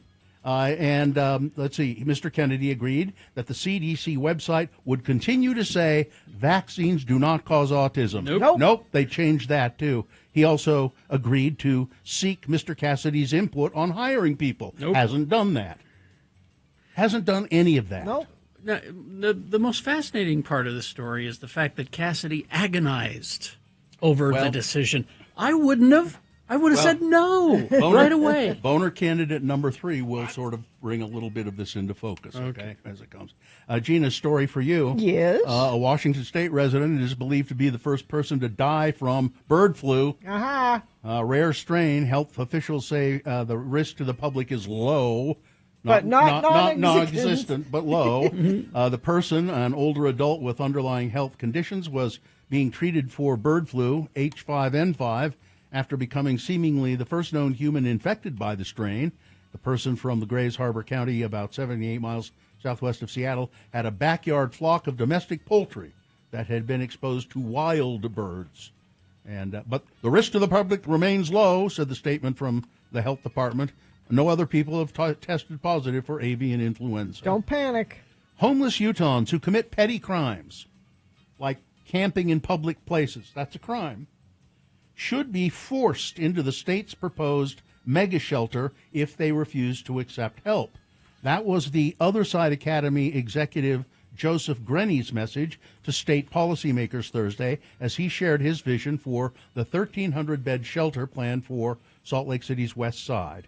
Under Grenny's proposal, the shelter, which Utah officials have long touted as the transformative centralized campus, would actually operate more like a jail. The missing pieces in the motivational infrastructure are appropriate incarceration for property and personal offenses, and a facility for involuntary detention for petty offenders who refuse help. Grenny's organization, the Other Side Academy, wrote to the Utah Homeless Services Board. Involuntary detention is 30 days minimum to allow for sobriety, observation, and reasonable mental health stabilization. These petty offenses, according to the Other Side leaders, would include public camping and public drunkenness. The Other Side Academy runs a live-in vocational and life skills training program, which has apparently been very successful as a jail alternative. The organization, which is part of the bigger umbrella that includes the Other Side Village, has received praise from elected officials on both sides of the aisle and at all levels of government in recent years. Other Side endeavors have received, and they've received millions of dollars in government funding. But that's their position on that that campus that they're proposing to be built, apparently where the mosquitoes live. A suspect was taken into custody following a SWAT standoff on Saturday night after police responded to a domestic violence call in Ivins, Utah. In a press release posted Sunday morning to social media, the police say the incident happened on Painted Hills Drive. Oh, I know right where that is. Officers arrived. Suspect had barricaded themselves inside of a home, refusing to surrender. This eventually led to the SWAT team deploying to the scene. They were able to breach the home, and they took the suspect into custody after deploying chemical weapons, tear gas, I guess, or pepper spray. The suspect was treated at a local hospital and then booked into jail. Well, I don't know why they keep calling this a peace plan. These are articles of surrender. Yeah. Donald Trump said Friday Ukrainian President Volodymyr Zelensky will have to approve a proposed plan for peace between Russia and Ukraine before it could take effect. He gave Zelensky a Thanksgiving deadline. But Zelensky... This is all... This is all Putin. I mean, this has been... They've backtracked all this. Who's what? That plan that he was saying he needs to capitulate by Thanksgiving. They've backtracked that whole thing. Yeah, it was discovered that this was Russia's plan that said, here are the things we would like. It was written in Russian, then translated in Google Translate. Yeah. But they have come out since that has been. They have said no. Disavowed it. They're not going to do it. Yes. Well, They said, "Oh, this is just." I didn't hear that. I'll find the news story. Working plan. That's not the thing. It's not a peace plan. It's a surrender plan. Yeah. Marjorie Taylor Greene announced Friday she would resign from office effective January 5th, 2026. 4-page message posted to social media. She criticized the political establishment on both sides of the aisle and said she's done. She's not going to serve in Congress anymore. Well, Robert Kennedy, no, I'm not going to do it. You were threatening to all morning long.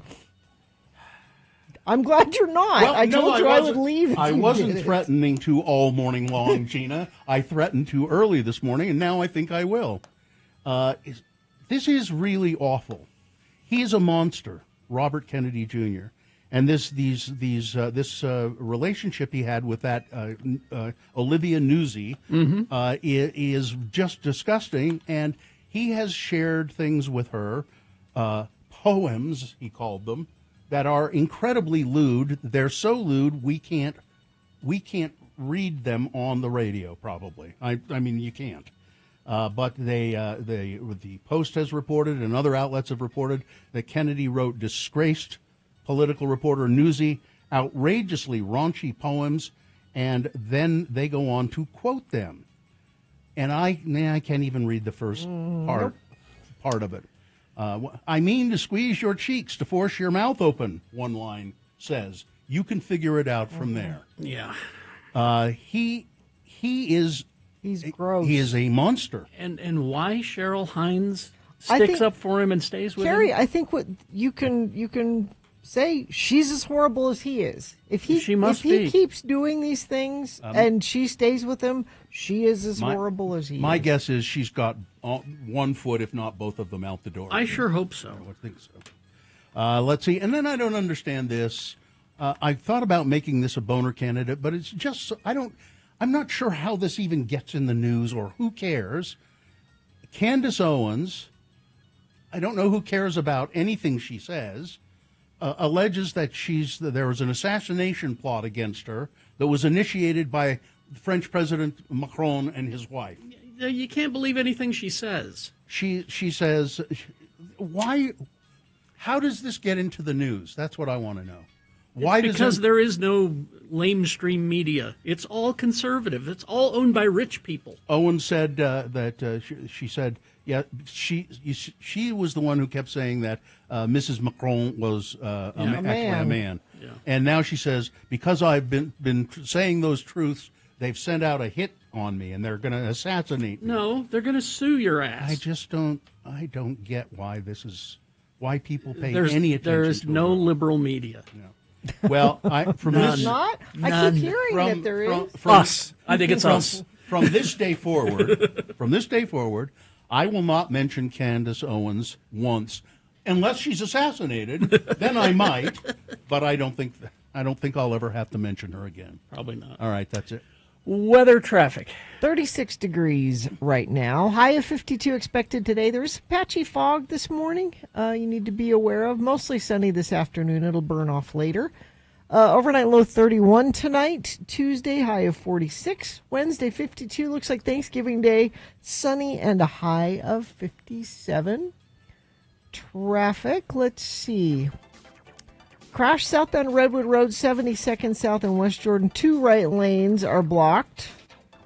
And that is it. Everything else is looking good, and nobody sent anything in via text, but you certainly can if you see something, and we'll pass it along. 33986.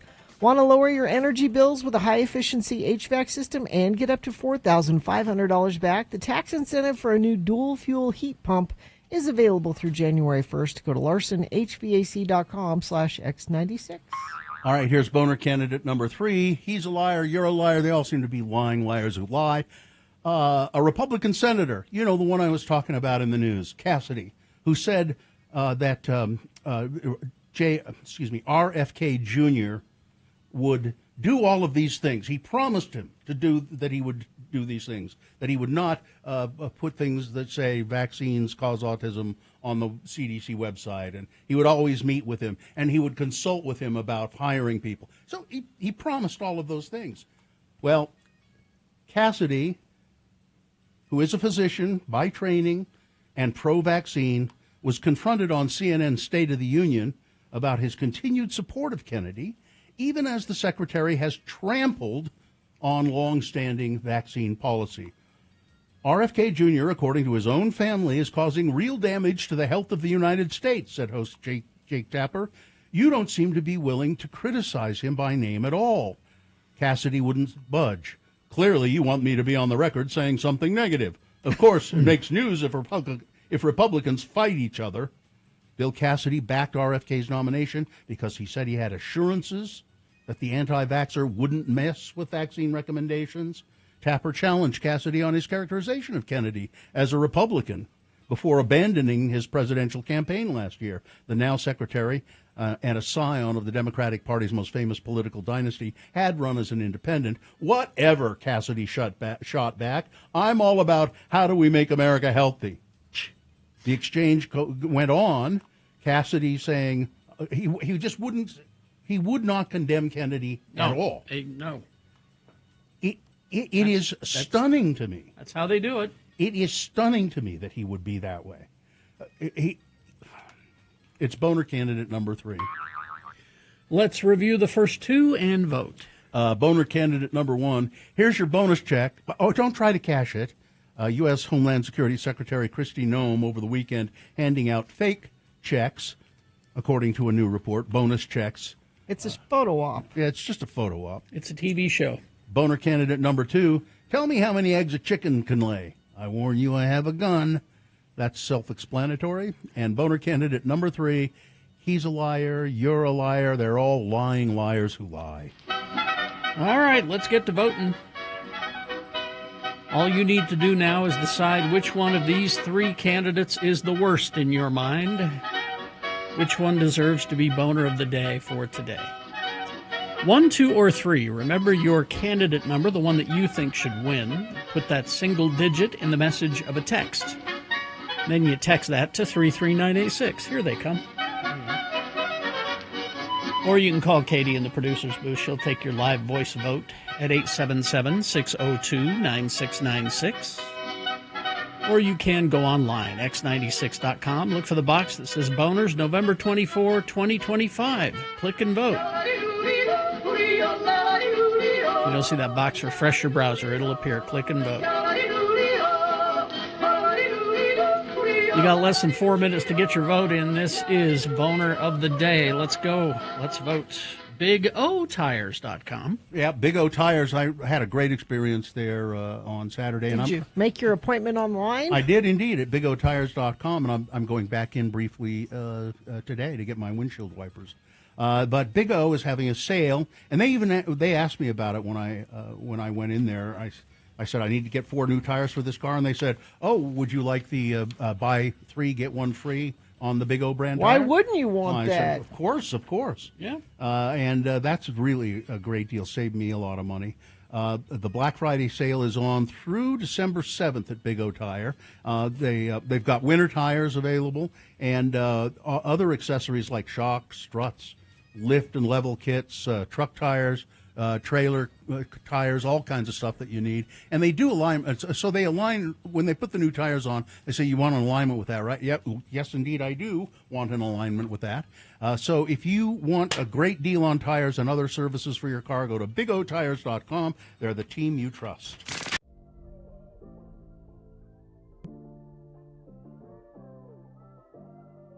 Let's join Carrie and Bill at the Acme Broadcasting Company party at Rockport Reservoir. What a nice day for a company party, huh? Oh, God, yes. I mean, it's just beautiful up here. And you know, we deserve this, don't we? I think that everybody on the staff deserves a nice party like this. I mean, we've all worked so hard to get this station to show in the ratings. Yeah. Showing up in the top 35 stations ain't that easy either. No. Hey, look at everybody down there on the beach by the picnic table. You know, we ought to hike down there. No, we can get a much better shot at all of them with our paintball guns from up here. Huh. Now look at Mario there. I'll bet you I can knock that beer right out of his hand.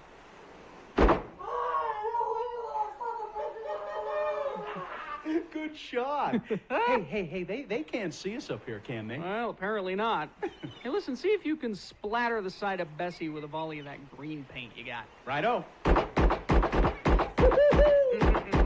Just about spelled my name. Hey, they're all starting to scatter and take cover now. What a great party. Hey, see if you can hit Sonny before she makes it to that tree. Okay. Oh, damn, I missed her. You know, she's so thin, there's not much of a target there.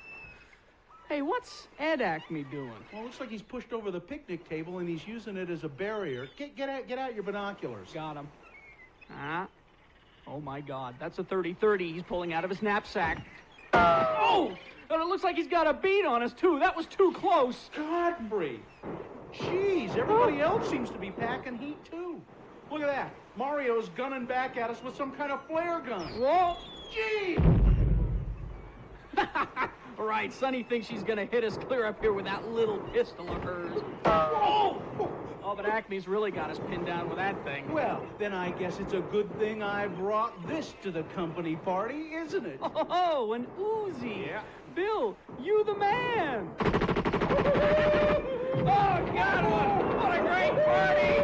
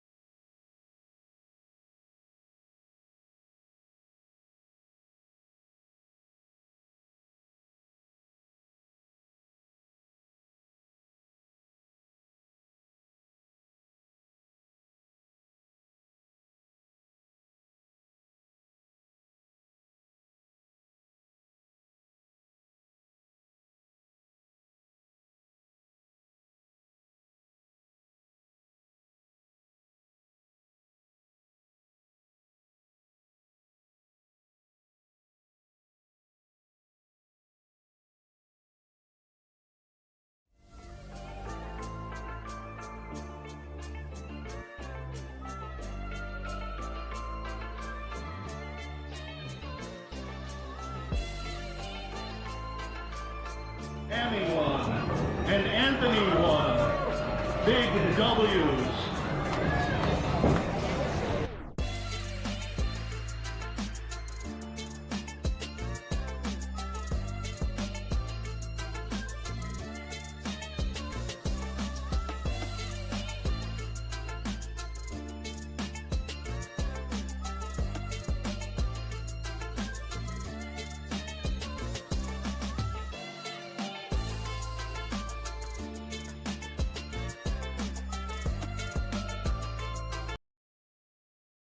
Boner of the day. And the boner of the day is brought to you in part by Mississippi Chicken. You remember the Mississippi pot roast, Tina? Yes. It's the same, pretty much the same thing, except you use chicken. Like a slow cooker kind of. And it was, we tried it out, and it was excellent. Excellent. And this weekend at Broadway Center Cinemas, check out the latest Knives Out mystery, Wake Up Dead Man, starring Daniel Craig, and see The Godfather on the big screen starting Sunday, November 30th. Tickets and showtimes at slfstix.org. Well, boner candidate number 1. Here's your bonus check. Don't try to cash it. Photo op. Christy Nome got just about 100 votes. Very close to 100 votes. Very good. But it was not enough because with 161 votes, boner candidate number 3, the Lying Liars Who Lie, gets boner of the day. You know, last... Thank you. That is your boner of the day for today, November 24, 2025. Now, we're not doing boner of the week this week. No, it's short a week. very short week. Yeah, we'll be, let's see, we're here Wednesday. Yeah. But that's it. Okay. Good. There you go. I got a disturbing text from a friend last night. Disturbing? Who wishes to remain anonymous. Okay. And I sort of remembered the Bill reporting on this, maybe. I know we talked about Uber last week, right? We did a little bit. What just specifically? touched on it about women.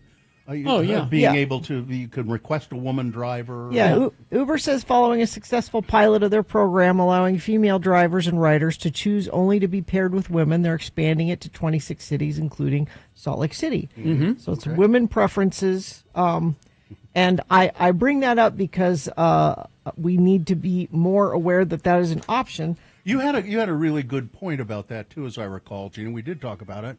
You said, so women can request women drivers. Mm-hmm. And then what did you say?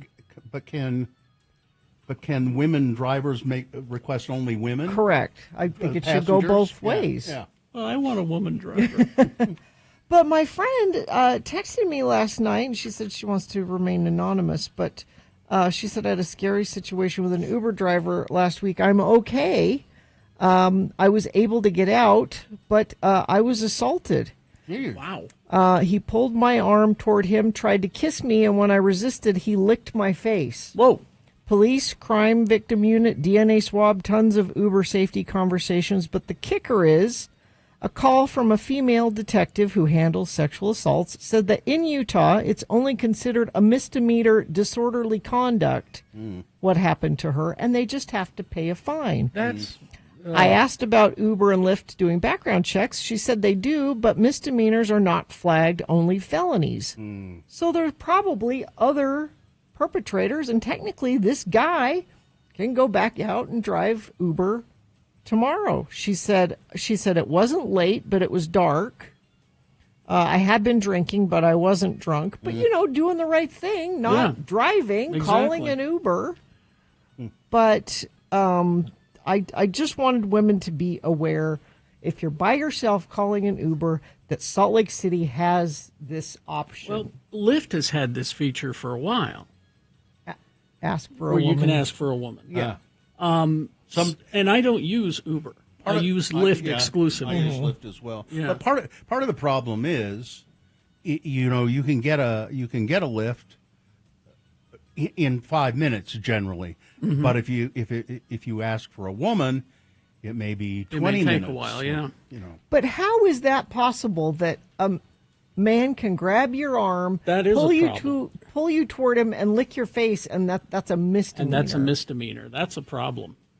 I don't know. I mean, it means we needed to change the law. That's part of the reason I'm bringing it up. But it's, and I know we have Uber and Lyft drivers that listen to the show. They're probably listening right now. Yeah. And it's for your safety too. Like we were talking about women driving. Mhm. I know we have women drivers that drive Uber and Lyft. Look, But- if I can be trusted, if you really need a ride, call me. I can be trusted. But I don't like using this service because even if I'm with other people, I don't want people knowing where I live. I'm not joking. I don't want people knowing where I live. We do the same thing. I only use Lyft when I absolutely have to, and Yeah. mostly out of state. Yeah. So we use Sue's Lyft account. We have used it out of state. But Yeah. ultimately, it's just a guy in his car. Yeah. There's minor background checks, as we said. But I don't know. I prefer a taxi because... Well, those taxi drivers know where you live, too. Yeah, but that's a business. They have a boss. They have somebody they report to. They have it's different. I think this is a Uber and Lyft are good services, especially for people that may be drinking and need a ride I think home. the really horrible thing that would happen to you, Gina, is that a Lyft driver would also offer you some homemade cookies. That'd be horrible. Would you care for one of my homemade cookies? And, this is where you live, eh? I do not care for that. Can your friend give out the Uber driver's name that assaulted her? Oh, I don't No, know if she... not a good No, idea. that would be a bad idea. No. Well, I did. So your friend contacted the authorities. Yeah, and she pressed charges, Yeah, and so. but it's just a misdemeanor. It's going to be a fine, and that's it. But they are going to go after the guy. I mean, apparently, but going after with a misdemeanor, and he could still drive Uber after that? That seems wrong to me. So excited about the women Uber driver option. I got to use it last month in Denver, and the app noted that one was a female driver. My female colleague and I immediately picked that ride. You know what would be smart or should happen perhaps? Okay, so it's a misdemeanor. But Mhm. if the Salt Lake police or whoever brings the charges reports that to Uber, said, you should be aware this driver has a misdemeanor charge against him, and my guess is that that would take care of it. Something needs to be done. Something needs to be done. We can't just have him out driving anymore. I think that really would, and it shouldn't be that difficult to do. You'd think. Just make a call to who? Uber headquarters. Yeah. Bill, you're assuming that that's a thing that you can call Uber headquarters. It is because they do conduct background checks. They have an office that does that, and They don't have an office that does that. They have an AI. You submit, you apply online. I bet there's not a physical human person that looks at any of this. I think if you apply to be an Uber driver, right. I'm serious. You apply and they check your name. The computer checks your name against felony records. There's not some guy in an office going, "Well, I have an application here from Jim Smith in Salt Lake City who would like to be an Uber driver. I'm going to look into him before." No, it's all. I don't think human eyes look at any of that. I don't know. I would. There is a process, and if there is a process, you can get a hold of somebody who's in charge of that and make that report. You would hope. Let's see. Uber and Lyft now allow parents to request rides for minors. This is I think that's scary. horrible. Cabs aren't any safer. I was kidnapped by a cab driver. Wow. Yeah, I don't think cabs are any safer at all. And then finally this. I don't know. Bill sounds like a potential face licker to me. No, it's not a face. I'm not a face licker. I'm not saying I'm not a licker, but I'm not a face licker. All right, traffic, please, Gina. Let's see. Just that one accident to tell you about. Southbound Redwood Road, 72nd Southwest Jordan. Oh, this just crapped up too. Southbound I-15, 81st South in Sandy. So I've got two issues there. If you're having any issues, you can text us 33986. All right, thank you very much. We will take a break. We will be back after these messages with Bill Frost telling us what's on TV this week. Stand by for that. Larson, HVAC and plumbing. I've been telling you a lot about the heat pump system, and you guys all have this Yes. too. We switched over with Larson. My house has never been as consistently comfortable. I don't understand how it works. If you call Larson at 801-930-5450, say, explain to me how this heat pump works. Maybe you'll understand it when they explain it. They explained it, and I went, that's why I call the smart people to. All I know is a couple of things. My house is more comfortable, and my energy bills have gone down. Those two things have happened. Would you like to lower your energy bills with a high-efficiency HVAC system and get up to $4,500 back?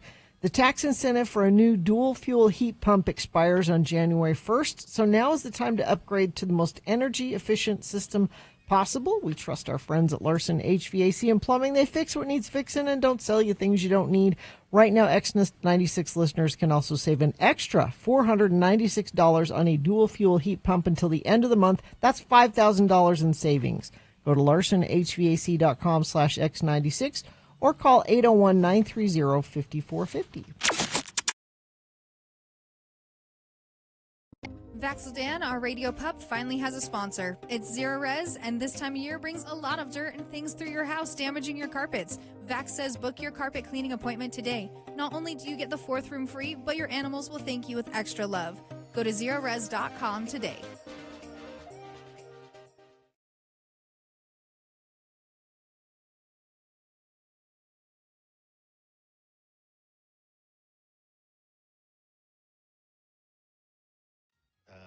I was yesterday. I was at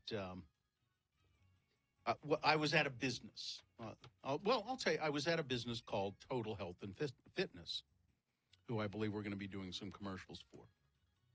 So I'm out there talking to the folks and everything, and I get done with my business at Total Health and Fitness, which is in Draper on 123rd South, and I'm just about to leave the building where Total Health and Fitness is located. Okay. And a woman walks in and walks up to the desk and says to the lovely receptionist at Total Health and Fitness, "Hi, is this Total Health and Fitness?"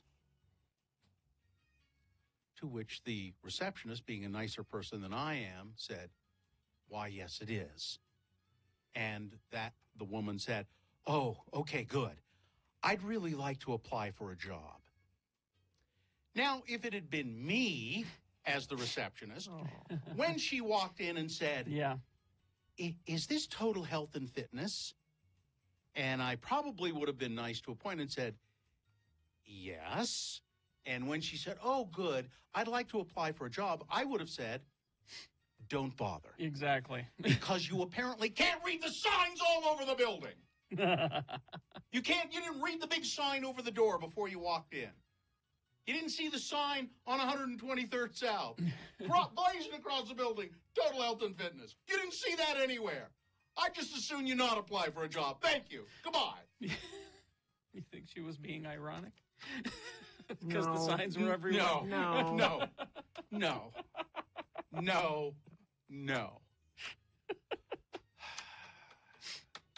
The receptionist did say she's way nicer than I am, but it was probably true. I don't think she was just trying to be nice. She said, "Well, we're not hiring right now." I would have just said, "Don't bother." God. Oh, shit. I'm just sitting there looking at this going, really? I'm not a nice person, though. No, you're not. No.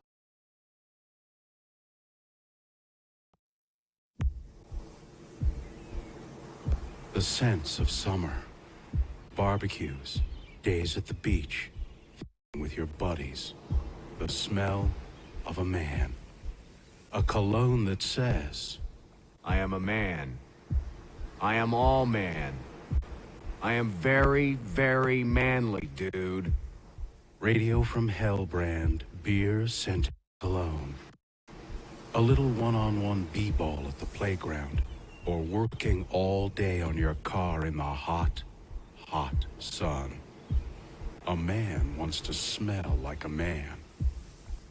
Radio from Hell brand beer scented cologne. Being a man is hot, sweaty work, and hot, sweaty work all goes better with beer. Radio from Hell brand beer scented cologne. Now available in convenient 6-packs at Checker Auto Parts and on draft in kegs at Costco. Coming soon. Radio from Hell brand Zima scented perfume for the ladies.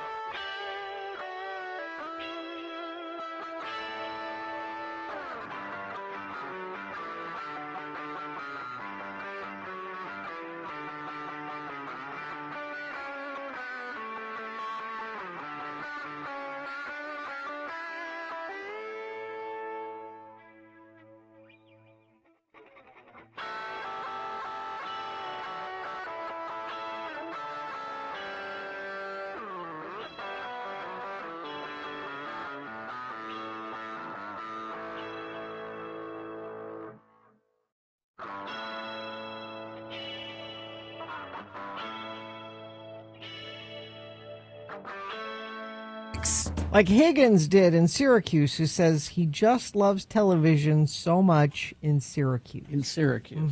Higgins. Higgins. And it was TC last hour. Yeah. Okay. I just love television so much. See, that's him. I suppose Jupiter will be here soon. We have a sponsor for this? No. Nope. Bill Frost is here unsponsored, but that's okay. You could sponsor him if you want. It's available. Bill Frost is a writer. You can read his scratchings at cityweekly.net. He has a column there. And also podcasts. It's the TV Tan podcast. Yeah. And it's and he's a musician. And he's in a band called Magna Vega. And he's still got records for sale. Yes. Oh, you sent me. I haven't listened to that yet. It's all right. Yeah, I will. I promise. Bill sent me a link to some of the songs. So. Yeah, we got vinyl, man. Vinyl. It just sounds warmer, man. Yeah. You can get it at where can you buy it? The Heavy Metal Shop and Raunch Records in All right. Sugar House. Yeah. Okay. So what's going on TV? Some good news here. HBO has renewed The Chair Company, Task with Mark Ruffalo, and I Love L.A., all for second seasons. How do you do a second season of The Chair Company? I don't know. Maybe it'll be The Lamp Company. I mean, I haven't seen the finale yet. Yeah, this coming Sunday will be the finale of the first season. Yeah. So, but I just don't know where you go from. I don't know either. But they'll figure something out. Yep.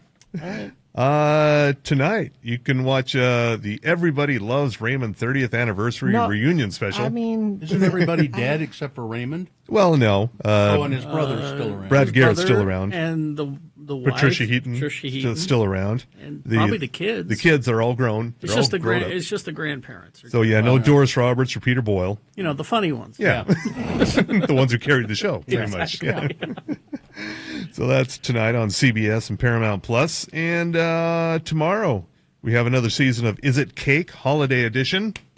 Carrie loves Is It Is It Cake? There's a whole series of I've seen them on Instagram of people who have cake cats, and their real cat is there, and they cut into it, and the real cat freaks out. Yeah, I love that. And also on Tuesday on HBO and HBO Max, a documentary all about the real greatest pop event of the 1980s, which was not We Are the World, but was the Super Bowl Shuffle. I mentioned this in sports last week. This is a big story. And I'm feeling exactly the same revulsion I felt when you mentioned it. A whole hour on the Super Bowl Shuffle. We are the Bears. Shuffling crew. No. Shuffling on in. Doing it for you. No, thank you. Ain't here. Cause no trouble. We're just here to do the Super Bowl Shuffle. See, Gary knows. I'm sorry I can't remember my father's birthday. Yeah. But that is in there. I think it's just sad you know that. Yeah. That's the mark of a good song right there. On Wednesday, Stranger Things Season 5 premiere. Only 4 episodes. Okay. on Wednesday. Then you'll get a couple more on Christmas Day. Christmas, and then on New Year's. New Year's Day. Actually, December 31st. You'll get the final episode there. New Year's Eve. Yeah, now the kids are in their mid-30s. Mm-hmm. I was looking at it's for Geek News coming up, but I was looking at the trailer, and yeah, they growed up. Now but they don't acknowledge that they're adults. No, they're still kids as far as you know. It's like the 70s. Remember, like Welcome Back, Kotter? Mm-hmm. Yeah. Everybody on that show looked like they were in their 30s. All the high school kids. They did from right at the start. Yeah. Especially Horseshack. Also on Wednesday on Disney Plus, the Beatles anthology. This is a restored and has additional footage for the documentary from the 90s about the Beatles. Oh, okay. Yeah, it's a 6-part miniseries. Disney Plus, is it? Disney Plus, yeah. And it'll also have more recent footage from the 90s of the surviving band members at the time. Interesting. Working on this very show. Oh. Yeah. And what day is that? That is on Wednesday. Wednesday, okay. And also, Pluribus has decided to move up this week's episode to Wednesday. Oh, really? Yeah. Okay, so you can good. Watch it early. Because I'm into it now. Yeah. Oh, yeah. It sucked you in? It sucked me in. Okay. It's really good. Did you see the Sprouts one? I did. Yeah. No, I've been letting them stack up so that we could binge them, but it's great. Yeah. It's kind of sad on my part. If this happened to me, I wouldn't want a Sprouts. I'd probably want a Maverick. On Thursday, of course, you have the 99th Thanksgiving Day Parade on NBC and Peacock. Really? Wow. Yeah. Well, I mentioned it because in years past when I didn't mention it, Bill went, wait, what about that parade? So now it's here. Do I remember correctly that was it at Thanksgiving time they always used to show The Wizard of Oz? On maybe CBS. I don't remember. Maybe. That sounds sort or was of it familiar. the Ten Commandments was That's Christmas? Easter. That's Easter. Yeah. Easter. Yeah. That'll be followed by the National Dog Show. Yay. And Westminster? Just the National Dog Show. No Westminster here. Okay. So it's a knockoff dog show. And, of course, the Mystery Science Theater 3000 Turkey Day Marathon on YouTube and everywhere you watch Mystery Science Theater 3000. Mm-hmm. Now, is that is it the original version of MSDK? Or? It's a kind of a mixed bag. It's like older episodes from way back when and also more recent ones from the Netflix run. Well, so both, okay. Yeah. And then some new sketches thrown in, you know. Yeah. And can you get it someplace other than YouTube?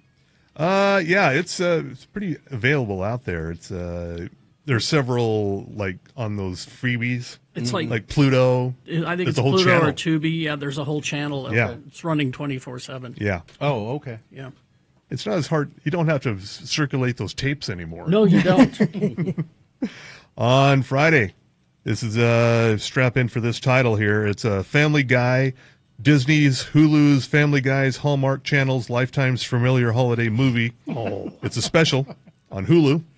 On Hulu. On Hulu, yes. Sounds great. Yeah. And it's the Family Guy? Yep. Because it's a Christmas episode. People don't realize that Disney owns Family Guy. Yep. Yeah. And also, Carrie, I know you like this show. It's Florida Man, season 2. I don't. Really? I thought you liked this show. I've not seen What is Okay. it? What is it? It's basically drunk history for Florida Man stories. Yeah. You have the people who are involved with the original story in the news, Mhm. and then you have actors acting it out. Yeah. All right. It's pretty ridiculous. And also, I just want to mention this because, well, a Paw Patrol Christmas on Friday on CBS. There are people that care. Yeah. I saw an ad for that while I was watching football, I think. And I went, I don't know. I just wanted to lay down and just. It's not for you. This tells me that we need to step up our efforts to defund Paw Patrol. No kidding. On Saturday, in real sports news, WWE Survivor Series on ESPN. Oh. And, as mentioned earlier, the Sunday, the finale of The Chair Company, the first season. Mm-hmm. Then we'll have to figure out what happens next time. That's a difficult watch, that show, I think. It can be. Uncomfortable? Yeah. I think my wife really doesn't like it at all. I'm intrigued by it, and I find some of it really funny, but it's also just, it's creepy. Tim Robinson's pretty high-strung. I'd high say, strung yeah. character. I'd say. He'll snap at anything. But it does work better in small bites, though. Yes. You know, when the movie with him and Paul Rudd just did not work because it was an hour and a half. Yeah. The Chair Company, probably not a good binge. Yeah. 25 minutes. Yeah. You know? And I'll keep just reminding people that Death by Lightning, it's only 4 episodes. On Netflix, yeah. Netflix. It's really one of the best things I've seen on TV in a long time. Yeah, one I finally got around to watching this weekend. I've had it in my queue for like a year. The Lollapalooza documentary on Paramount Plus. Lolla, the story of Lolla. First of all, Perry Farrell has too much Botox money. Yes. Anymore. Keep him away from it. And also the story of the very first one in '91. They started in the summer in Phoenix. Good planning there. Smart. 9 Inch Nails couldn't get through their set because all of their electronics melted. Yep. Hilarious. Really good documentary, though. Speaking of good documentaries, it's only 45 minutes, but it was really interesting, and it's on Netflix. It's the making of Guillermo del Toro's Frankenstein. Okay. Oh, okay. All right. And it shows you how they made the movie, and from the planning stages to the building of the sets to the makeup and all of that. Yeah. Fascinating. That's cool. And it's just It amazing. seems like they kind of dropped that Frankenstein movie with not a lot of fanfare. But it made me think to myself, I want to watch it again now after seeing that. Okay. I watched 2 documentaries while I was doing my colonoscopy prep. Yep. I watched the Randy Rhoads documentary. Yeah. And Into the Void. yeah, and the John Candy one. Oh yeah, it was so sad. And I've watched the first episode of the American Revolution. I think is it the American Revolution? Yeah. Oh, the Ken Burns. Yeah, the Ken Burns thing. It's Ken Burnsy as Oh, hell, yeah. but it's really good. I mean, if you're into that, it's a lot of stuff. If you're into that, it's certainly satisfying. Yep, that's all I got for this week. That's all you got? Yeah. All right. Thank you. Bill Frost, BillFrost.tv. Yeah. I think we didn't mention that. That's okay. You got it now. Traffic, Gina, please.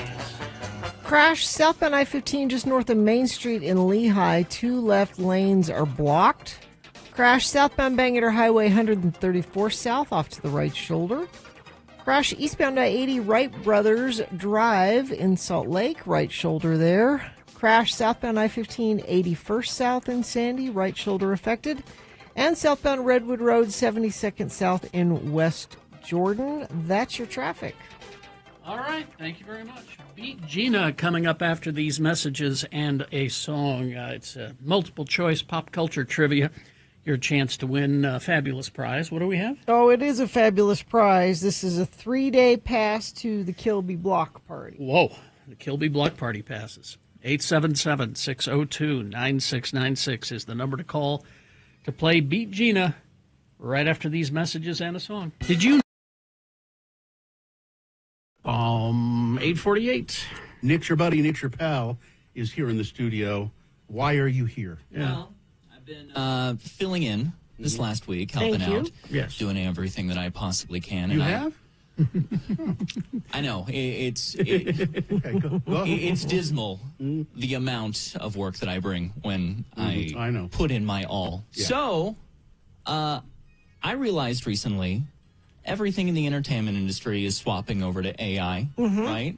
And I support the writers in Hollywood who are fighting back against this, but frankly, for my own personal sake, I had to get an ace up my sleeve, so to say, right? What do you mean? You're looking at the future of your career. You guys are fine, but in my lifetime, if this is something I want to do, I will clearly be overridden by an AI because no amount of charm or personality that I bring. You should say not clearly. You will easily be overridden. Easily. Well, and it's happening. I mean, there are entire stations now that are manned. I haven't heard it. There's this AI program that apparently can reproduce a person's speech and patterns, and they sound like a person. And if you can't beat them, join them. What? On top of that, become them. Okay. What? Make your voice. All right, what have you done? The AI. What have you done? I worked with a team of scientists. Really? To feed Radio thousands of hours of my very voice into an artificial intelligence that you guys didn't know has been listening to you all morning long. Okay. And is ready to participate in the conversation. All right. Terrible idea. All right, what do we do? So without further ado. So all I have to do is just have that right there? Right there. Okay. AI Nick Davis, are you there? Hello, hello, hello. I am Nick Davis. Wow. Absolutely ingenious. So realistic. Yeah. Would you guys I would. care to... I thought you were saying those were coming out of your mouth. I wouldn't know which one was which. What else can it do? Well, Bill, you're a great interviewer. What would you like to talk to AI Nick? Sure. Should I ask it ask AI Nick anything in particular? Yes. So I can ask you anything, is that correct? Yes. How long have you been in radio, AI Nick? Yeah. Maybe let's bring it down a little. Yeah. Okay. You want to repeat that? Yeah. How long have you been in radio, AI Nick? Bill, please do. Go on. How long have you been in radio, AI Nick? Yes. Okay. I'm not I think gonna, it takes a lot of processing power. I think it's thinking about it. Yeah, you don't have. shall I give it one more try? Sure. AI Nick, how long have you been in radio so far? Oh boy. Don't get me started. It's pretty brilliant. It's pretty ingenious. It's like you're not here, but you're here. You could carry. This is actually pretty much the way you carry on a conversation anyway. So, Gina, would you like to maybe ask it what the weather is like today? Yeah. Oh, yeah. AI Nick, what is the weather like today? Sounds like perfect weather for golfing. Okay. Mm-hmm. Golfing. For golfing. For weather. golfing, I don't know. It's awfully hot. It also offers political commentary. But what do you think, AI? Let Carrie ask a political question. Well, let's see. Will Trump be in jail before the election? These politicians, more like bastards. All right. Wow. Yeah, but it doesn't. That's a That little was not harsh. a direct answer to the question. Not really. Yes. Oh, I see. Okay. Well, this is quite fascinating, Nick. What about radio?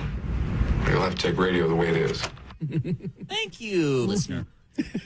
Oh, you take phone calls too. I think so. Okay, like song requests and. Yes. Okay, can you play that new Fallout Boy song? No. No. AI Nick doesn't like Fall Out Boy, apparently. No. What does AI Nick like? Oh boy. That's a deep question. Yeah. Yeah, he's really thinking about that one. Yeah.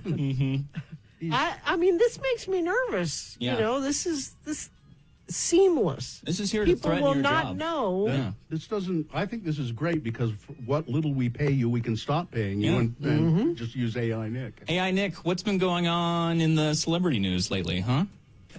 Oh, what did Pete Davidson do this time? What did he do? What did Yes. Oh, okay. Can do anything. Would you be likely to recognize this person's voice if it was heard on the radio? I would think you might, yes. I am Nick Davis. What about traffic? Can he do Oh, traffic? that's a good question. Yes. Okay. Maybe let's bring it down a little. Okay. All right. Well, AI Nick, can you please do traffic for us? Let's throw that one over to Gina. Oh. Wait a minute. Oh, it's the Pass. teamwork. But he's passing the buck. If AI Nick is going to take the job, he needs No. to. But what if there's an AI Gina then? Do you want an AI Gina? That'll be something that everybody would listen to. You have to get a hold of those radio scientists again. Yeah. Very insightful. Carrie, thanks for sharing that. Oh. It's the show that changes lives. Yeah. Yeah. It sounds quite not quite realistic yet. Yes. Yeah, I mean, It's working on a few kinks, but yeah. I think it's nearly there. Why don't you and the scientists do some more work on it and get back to us? Yeah? Okay. All right. All right. Nice to talk to you, AI Nick. I am Nick Davis. Let me get back to you on that. Okay. Wow. All right. Thanks, Dave. This is the future of radio, guys. I'm amazed. I am now going upstairs to smash our radio so that not even accidentally will I ever hear your voice again. Oh, boy. Nick, I hate to break it to you, but this is the future of radio. The voice of the world, the sound with the beat, the sound that sets you tapping your feet. Radio, the sound of year-round pleasure. The sound of the news, rhythm and blues. Tchaikovsky's swing, whatever you choose. Radio, the sound of year-round pleasure. I love it. All right. I am Nick Davis. Okay. Thank you. AI Nick. Oh, let's see. AI traffic is looking great. There are no accidents or slowdowns even to tell you about. I fear later that'll be different with folks trying to get out of town for the holiday. But as of right now, things are looking really good. If you see something not looking good, you can text us 33986. Thank you. A simple binary code transmitted by carrier wave signal. Radio. Radio.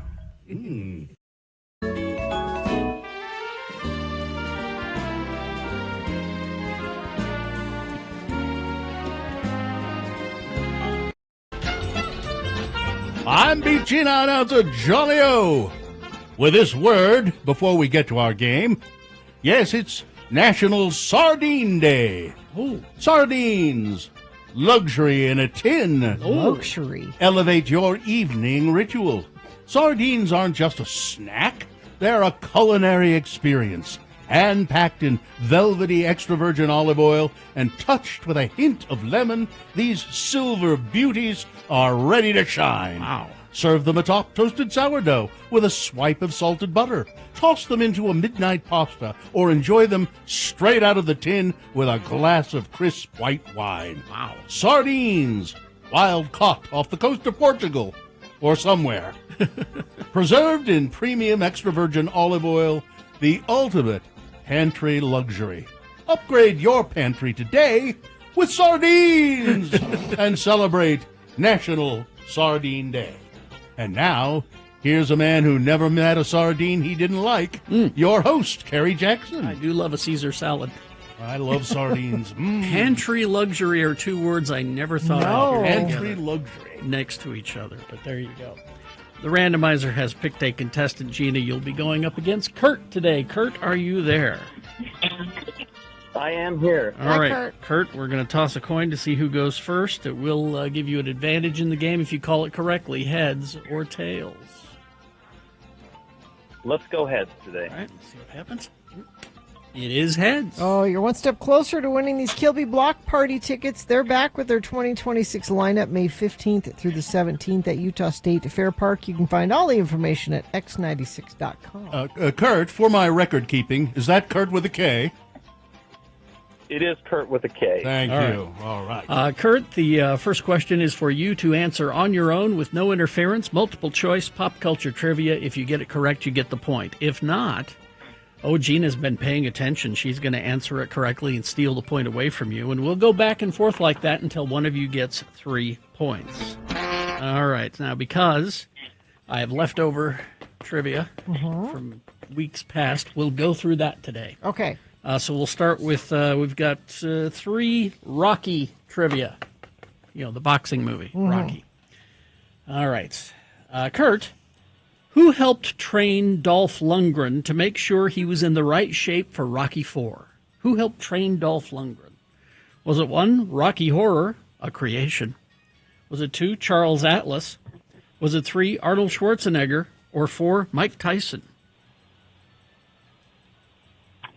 Ooh, let's go with number 3, Arnold. Arnold is correct, yes. There's Kurt, 1 point. Gina. Yes. For Rocky III, yes. Who auditioned for the role of Clubber Lang's trainer, Mr. T's trainer? Okay. He auditioned for the role. Was it 1, Morgan Freeman? Was it 2, Flip Wilson? Was it 3, Don Knotts? Or was it 4, Hervé Villachez? I like picturing some of those. You've got to get him. Morgan Freeman. Morgan Freeman is correct. All right, 1-1. Back to Kurt with a K. Kurt, who inspired the screenplay? Who inspired the screenplay for the original Rocky? The original Rocky movie. Was it 1, Dredrick Earl Tatum? Was it 2, Punchy, "It's not my hair, it's a red hat"? The nice Hawaiian punch. It is a hat. It's not his hair. Yeah. You knew that, right? Yeah. Okay. Was it 3, Chuck Wepner, the Bayonne Bleeder? Or 4, Philadelphia Jack O'Brien? Let's try number 1. Dredrick Earl Tatum? No, that's the boxer on The Simpsons. Yeah, no. Yeah. That's Gina? Well, it takes place in Philadelphia. I don't know if that's a stretch. I'm stretching. I'm looking at Carrie's face to see if he gives anything away. I'll go with number 4.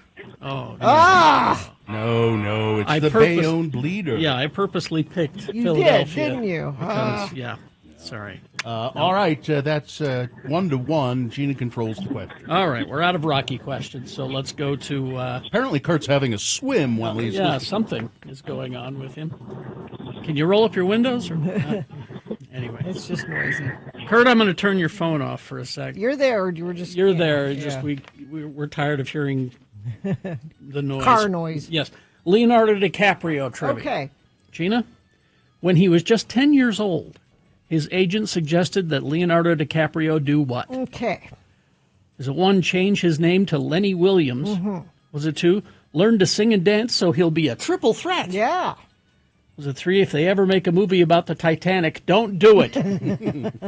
Was it 4, learn to work a shovel because the world needs ditch diggers too? I believe they wanted him to change his name. You changed your name. That's correct. That's correct, yes. 2-1. Now we go back to Kurt. All right, Kurt. Leonardo I'm here. DiCaprio. Okay. Here we go. In 1998, he was chosen by People magazine as one of the 50 most what? In 1998. Was it 1, guys most likely to dump you once you turn 25? 2, celebs most likely to throw horse manure at photographers? That happened. Mm-hmm. 3, the 50 most beautiful people in the world? Or 4, the 50 most powerful people in Hollywood? Ooh, I think it's 3, most beautiful. He is beautiful. All right, that's 2-2. Now back to Gina. You could win on this one, Gina. He was beautiful in 1998. Yeah, not so much. Not so much anymore. What? I think he's gorgeous. Final, let's see. Hopefully this is the final question. It trivia. Okay. All right, Gina? Yes. What street did Georgie lose the paper boat and his life in? What was the name of the street? Okay. Was it 1, Christopher Street? Was it 2, Mockingbird Lane? Was it 3, Witcham Street? Or 4, Derry Avenue? I can't remember. Is it Witcham Street? Witcham Street. Witcham Street is correct, and you win the game, Gina. Congratulations. Phew. You win the tickets and a tin of sardines. Yes. Oh, why don't I keep the sardines and give the Kilby Block Party tickets to Kurt? Why don't I do that? All right. Oh, that's fair. All right. How about that? Would be wonderful. That work? Good, Okay, good. hang on, Kurt. All right. Listen, I've got to get going. Mrs. Zola and I are having a Muscles from Brussels Film Festival at home. Ooh, well. All right. Big boy news now, brought to you by... Laser Maestro presents Rush only at Clark Planetarium. Step inside Friday and Saturday nights. Feel the power of Rush like never before. Stunning visuals, heart-pounding sound, legendary music surround you in every direction. Experience the ultimate Rush tribute. Go to clarkplanetarium.org. James Patterson, a noted author, has written dozens of books and best-selling books, believes that Marilyn Monroe was probably murdered. No. I think that she was treading in very dangerous waters, he said. She had these incredible relationships with President Kennedy, with Robert Kennedy, with Frank Sinatra, with mafia figures, and they told her stuff, and she kept track of it. She had information that was kind of dangerous. Patterson, speaking from his Palm Beach home office weeks before the release of his upcoming book, The Last Days of Marilyn Monroe, a true crime thriller, which revisits the rise and fall of Hollywood's legendary blonde bombshell. I love a conspiracy, Well- but I think she had a lot of problems. She did. She was just troubled, you think? It's the story that keeps on giving, even 63 years after Monroe's body was found in her 4-bedroom Spanish-style Brentwood home, pill containers on the nightstand, and an empty bottle of Nembutal on the floor. Looked pretty staged to Mr. Patterson, I think, as he looks at the photos. You know, so I worked at the Salt Lake Tribune. She was only 36, by the way. Before the internet, and they have files there where they have old. Newspaper I worked in clippings. the library, Yeah. not just newspaper clippings, but the actual physical pictures Mhm. and files. Mhm. I found the physical pictures of Marilyn's autopsy. Oh, yeah. Yeah. So I've now I say that I'm sure they're all over the internet somewhere where you can see them. But back then, I was like, I can't believe I can see pictures of Marilyn Monroe's autopsy. Yeah, I can't believe that you looked at them. If you saw a file, a manila folder that said Marilyn Monroe autopsy photos, you wouldn't look at it? Probably not. Really? Yes. I've seen stuff like that in my life, and I don't have any desire to see it ever again. I'd look at that one. I found a whole trove of black and white photographs of crime scenes, the home of this photographer, a friend of my parents. And he moved down to Moab, and we had to go. We were asked to go clean out his stuff, and he had piles and piles of black and white photographs. He used to work for the Standard Examiner, of crime scene photographs, car accident photographs. I was.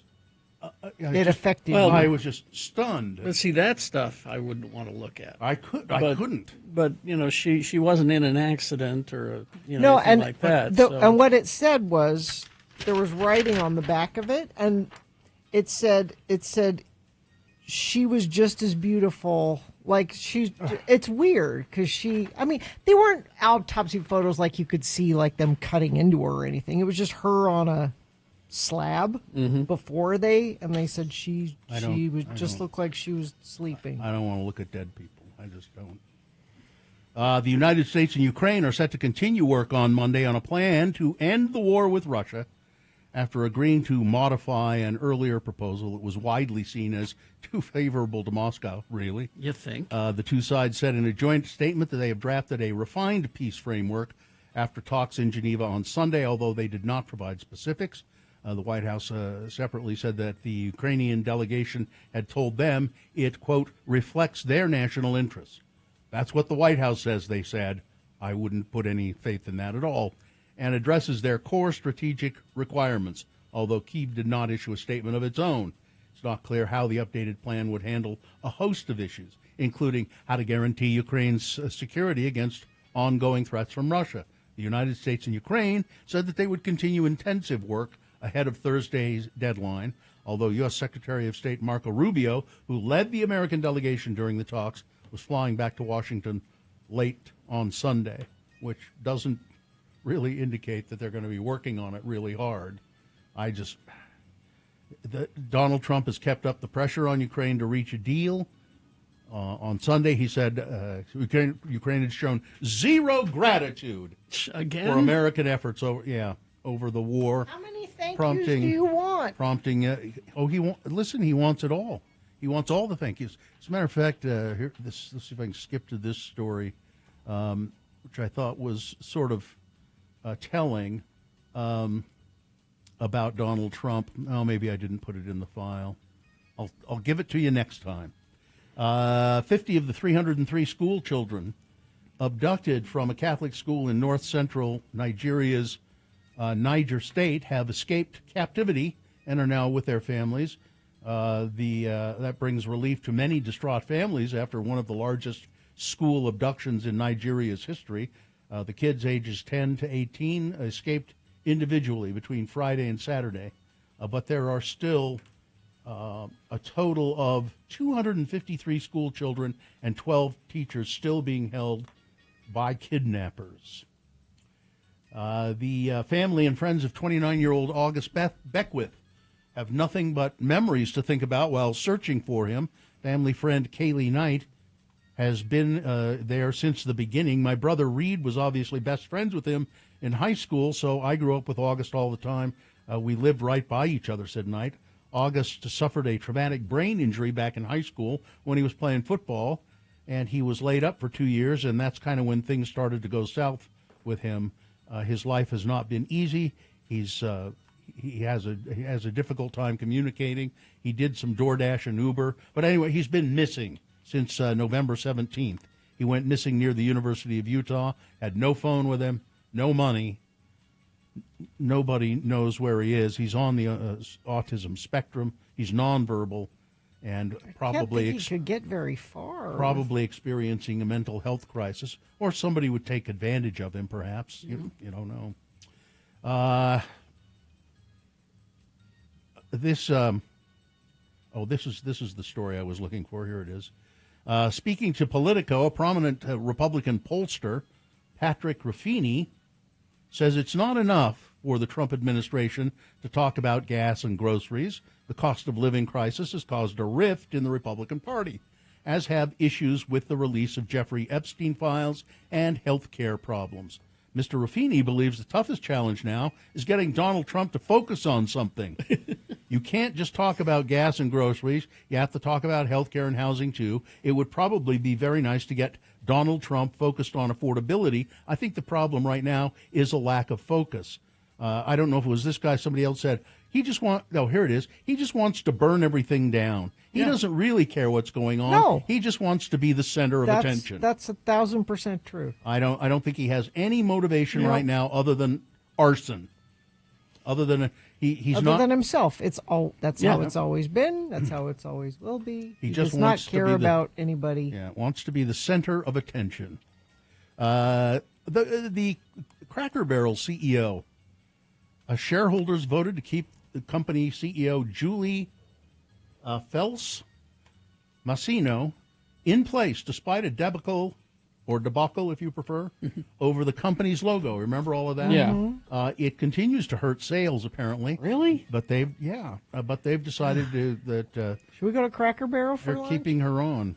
Well, we have to drive away. I think there's one in Layton. Well, that'd be the closest one, probably. Sports weather traffic. We're going to do a road to the road home in Layton. Maybe we should go to Cracker Barrel on the way home. on the way home. Maybe go there we for should. lunch. I'm serious. Yeah, go have Maybe some we pancakes should. or something. Maybe we should.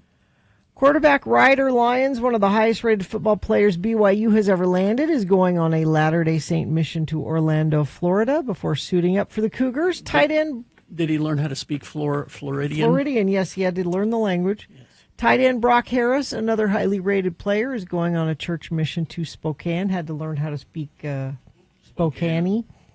It's Spokanese. It's business as usual for athletes at BYU. Over half the players currently on the Cougars football roster serve church missions. But what's unusual is they're starting to allow football players to serve one-year missions. Because of football. Because it's really... Did the Lord say that? I guess. Yeah. Lord's okay with that. Because there was a revelation, I'm sure. Because BYU football is a great ambassador for the church. So if they're good, it's another way of proselytizing. They also changed. I thought Bill would do this story. The women will be able to start going at 18 instead of 19. Really? Mm-hmm. You know why I didn't do that story? Because I just didn't care. I mean, it's big news for. They didn't let women go on missions until they were 20 or 21 for the longest time. And then a couple of years ago, they moved it to 19, and now it's down to 18. Not that that's a sport, but it's adjacent to this story. The Jazz lost just barely yesterday to the Lakers 108-106. Utah Mammoth home tonight to the Vegas Golden Knights. And looks like that is your sports weather. 36 right now, going to have a high of 52. Patchy fog this morning. That will burn off, and then it will be mostly sunny. Overnight low 31. Tomorrow, a little colder, high of 46. Wednesday, 52. Thanksgiving Day looks to be sunny, high of 57. Traffic, let me refresh this, give you the most up-to-date information that I can. We got debris in the roadway, southbound I-215 west, 47th south in Taylorsville. Crash southbound Bangor Highway 21st south in Salt Lake. Crash southbound I-15 just north of Main Street in Lehigh. Crash southbound Bangor Highway 134th south.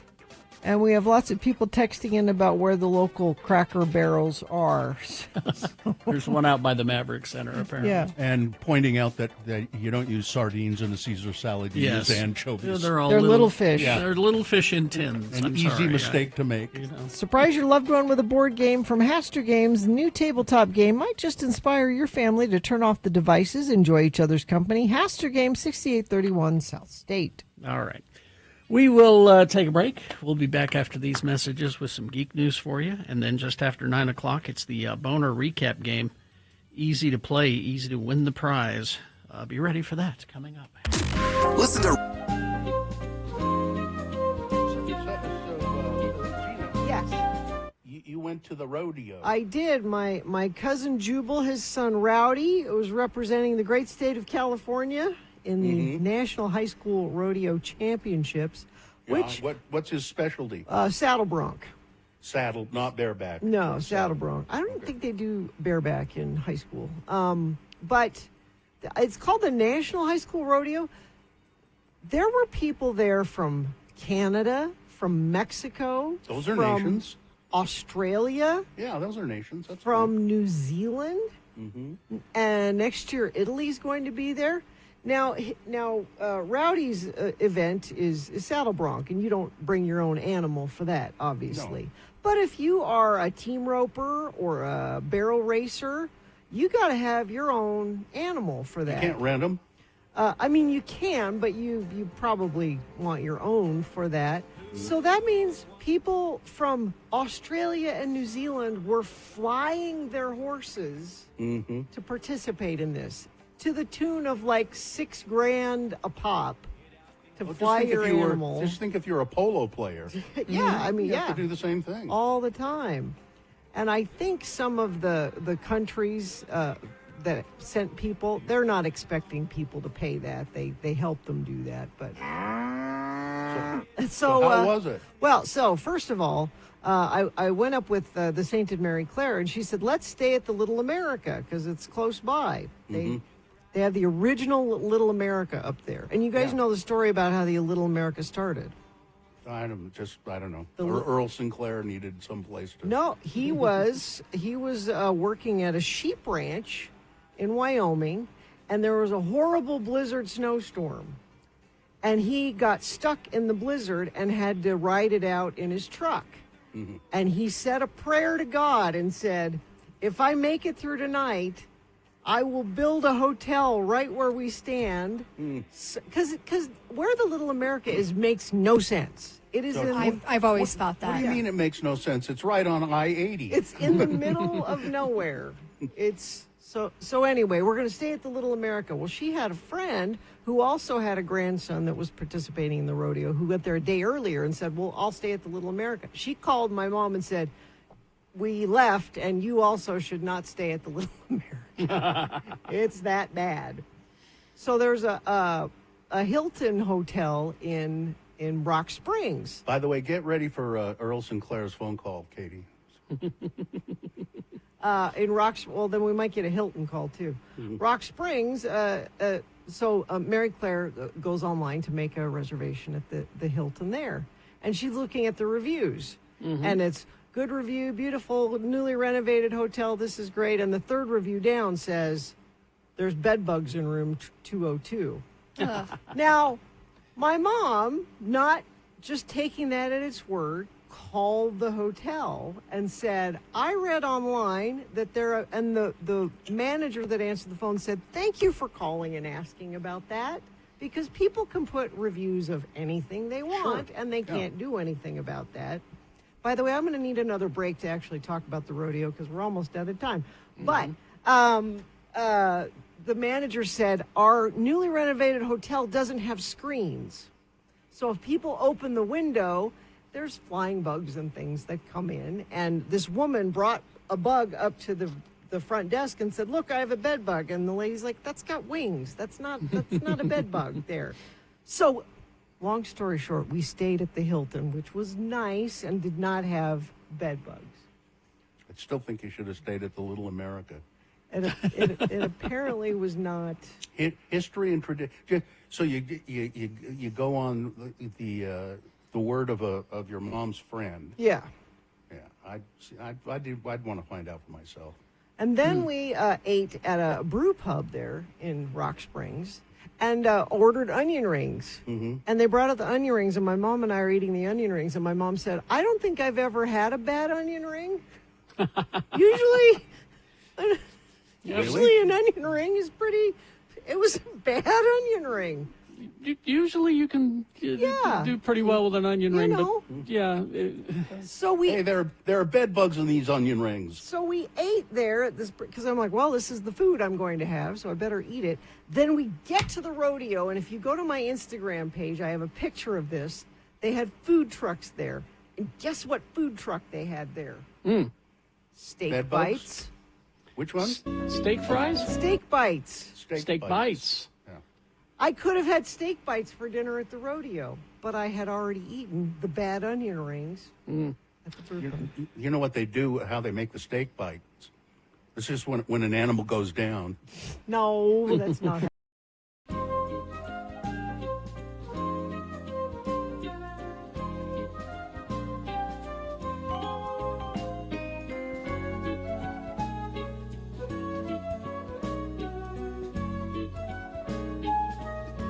All right, is this sponsored? Yeah, it is. Cabin Fever, locally owned and operated since 1982, located in the heart of Trolley Square. It's Cabin Fever, so much more than a card store. You should do your Christmas shopping there. I mean, you get yourself a good card there, but also all kinds of. You can get gifts there. Got to swing by there. They used to have vintage candy there. Yeah, I'm not sure they're still doing it. Get some stuff for the tree. Mm-hmm. Let's see. People love the Hunger Games. Yes, they do. They're hugely popular. And the trailer was dropped on Friday, a year before the next movie. Mm-hmm. But here's what happened. In that first day, it racked up 109 million views. And so it was the second biggest trailer launch for the studio that made this in its 27-year history for Lionsgate. Sunrise on the Reaping. Yeah, it's been a couple years since the last one, so people are hungry for some Hunger Games, yes, so to speak. So is it? I thought they had covered all the books. These are prequels, and they're books that are written by the author. Okay. The same people. Right. So yeah, but we got one here for you. This is it.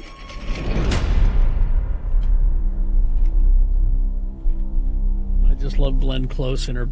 Welcome, Penang, to the glorious reaping of District 12. Yeah. Joseph Zada leads a star-studded cast as a young Hamish Abernathy. So that's twice the number Woody of Harrelson. Young Woody Harrelson. So this takes place 24 years before the events of the first Hunger Games. glory. The first footage has Zada's character showing his fight game as he competes. For the second quarter quell. And he says, I think these games are going to be different. It's a huge cast. You got Francis Lawrence directing a screenplay adaptation for Billy Ray for Sunrise on the Reaping. The star-studded cast includes Ralph Fiennes as the Panem dictator. That's the 50th Hunger Games begin! It looks cool.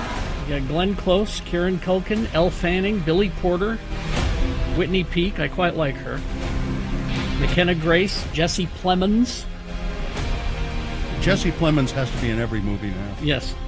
Kelvin Harrison Jr., Maya Hawke, Lily Taylor, Ben Wong. I mean, it's huge. And again, this trailer is out a year before the movie is released. And that's how popular just the trailer was. I think these games are going to be different. Oh, that's Woody Harrelson. That's Woody Harrelson, but it was his character that said it. Yeah. Anyway, so there you go. Yeah. It's go watch the trailer along with everybody else on the planet, apparently. Yeah. And everybody else on the planet was at the movie theaters this weekend seeing Wicked for Good. Apparently, it broke all kinds of records. Yeah. So go and look So that up. people will go to the movies If They're you just- give them something to go see. Yeah. Yeah. Like this one I'm interested in. This is another trailer teaser for the next Pixar movie called Hoppers. Doc, I need your help. Mabel, I'm in the middle of class. A class that you are enrolled in. Sup, Mabel? Come with me. The So- traditional methods to understand animals just weren't working. But we've done it, Mabel. We created a revolutionary technology that gives us unprecedented access to the animal world.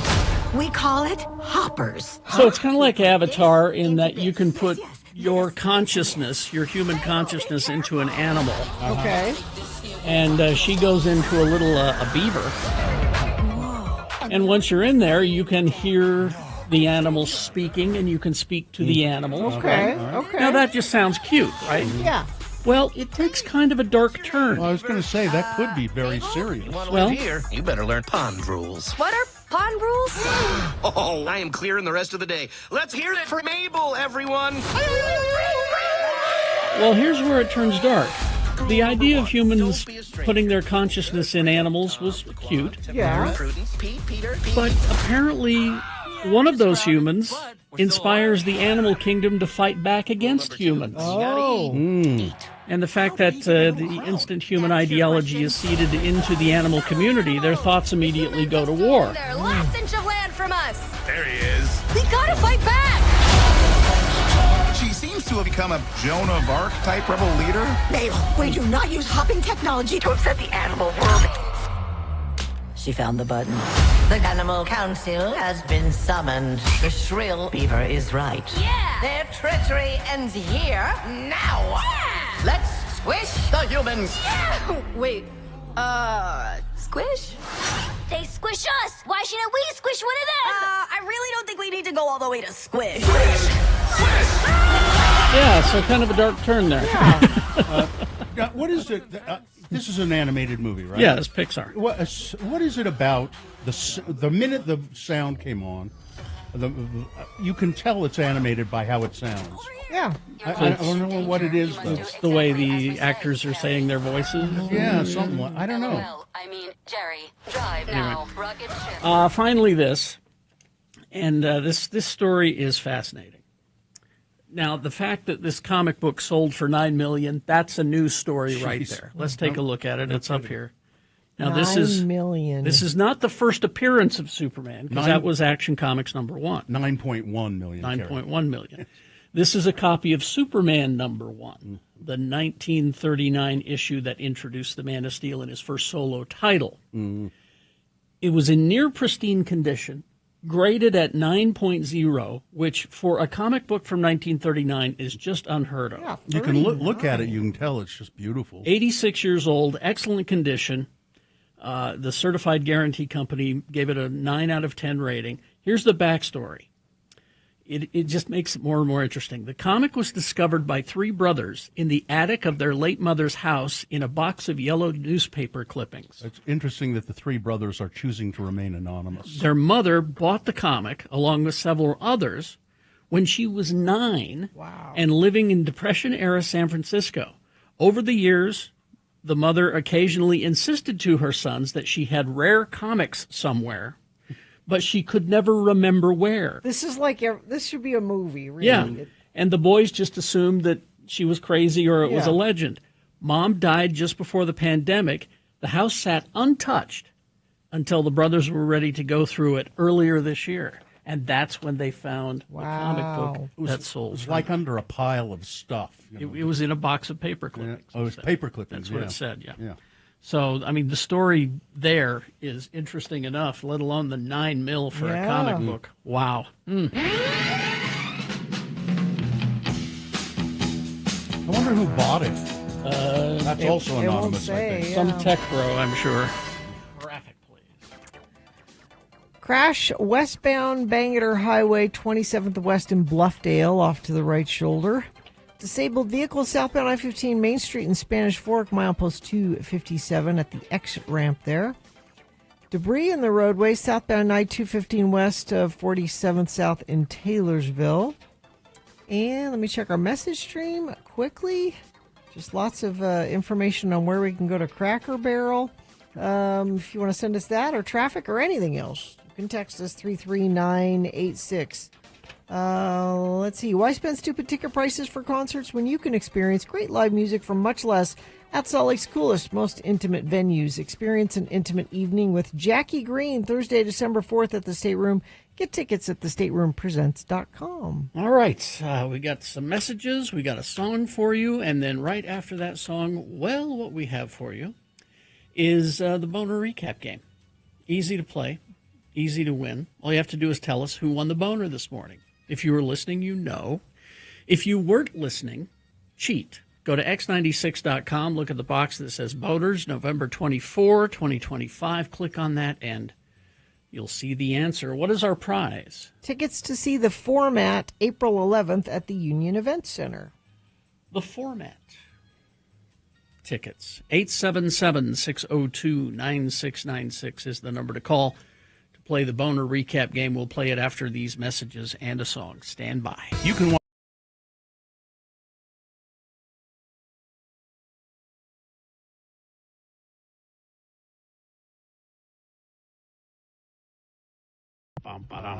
I have a list here that could save your life.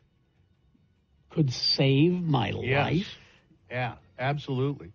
A little list that you're going to read on a radio show? 12 items, 12 everyday dangers that you should avoid at all costs. Okay. It's Radio from Hell with another list, because people love a good list. X96. This is not just a good list. This is could be a life-saving list. All right. Number one. Oh, come on. Better. Oh, why did it do that?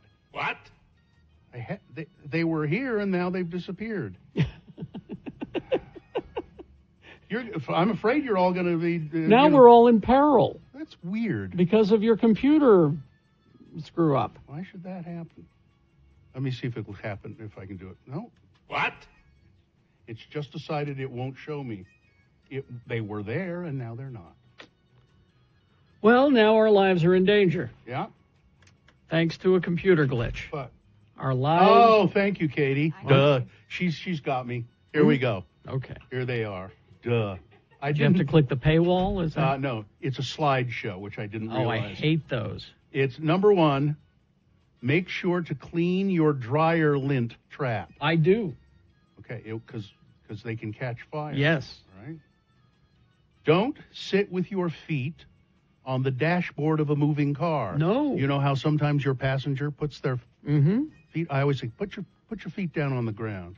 But this is a danger thing? It's very dangerous. Because I don't like them leaving footprints on my dashboard. But also, car seats and car seat belts are designed to keep you safe in a crash, but they assume that you are sitting in an upright position in your seat. Oh. So with your feet on the dashboard, no. And the airbag will inflate. Yes. Oh, and it'll kick your feet up into kill your knees up into your face. Yeah. Yeah.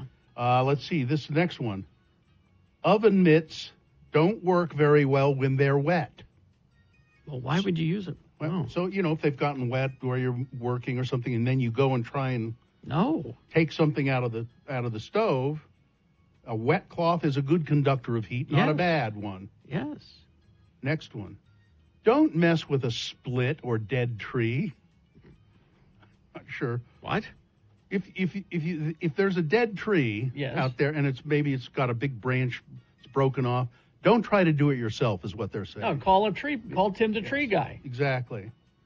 Hot glass and cold glass look exactly the same. Well, yes.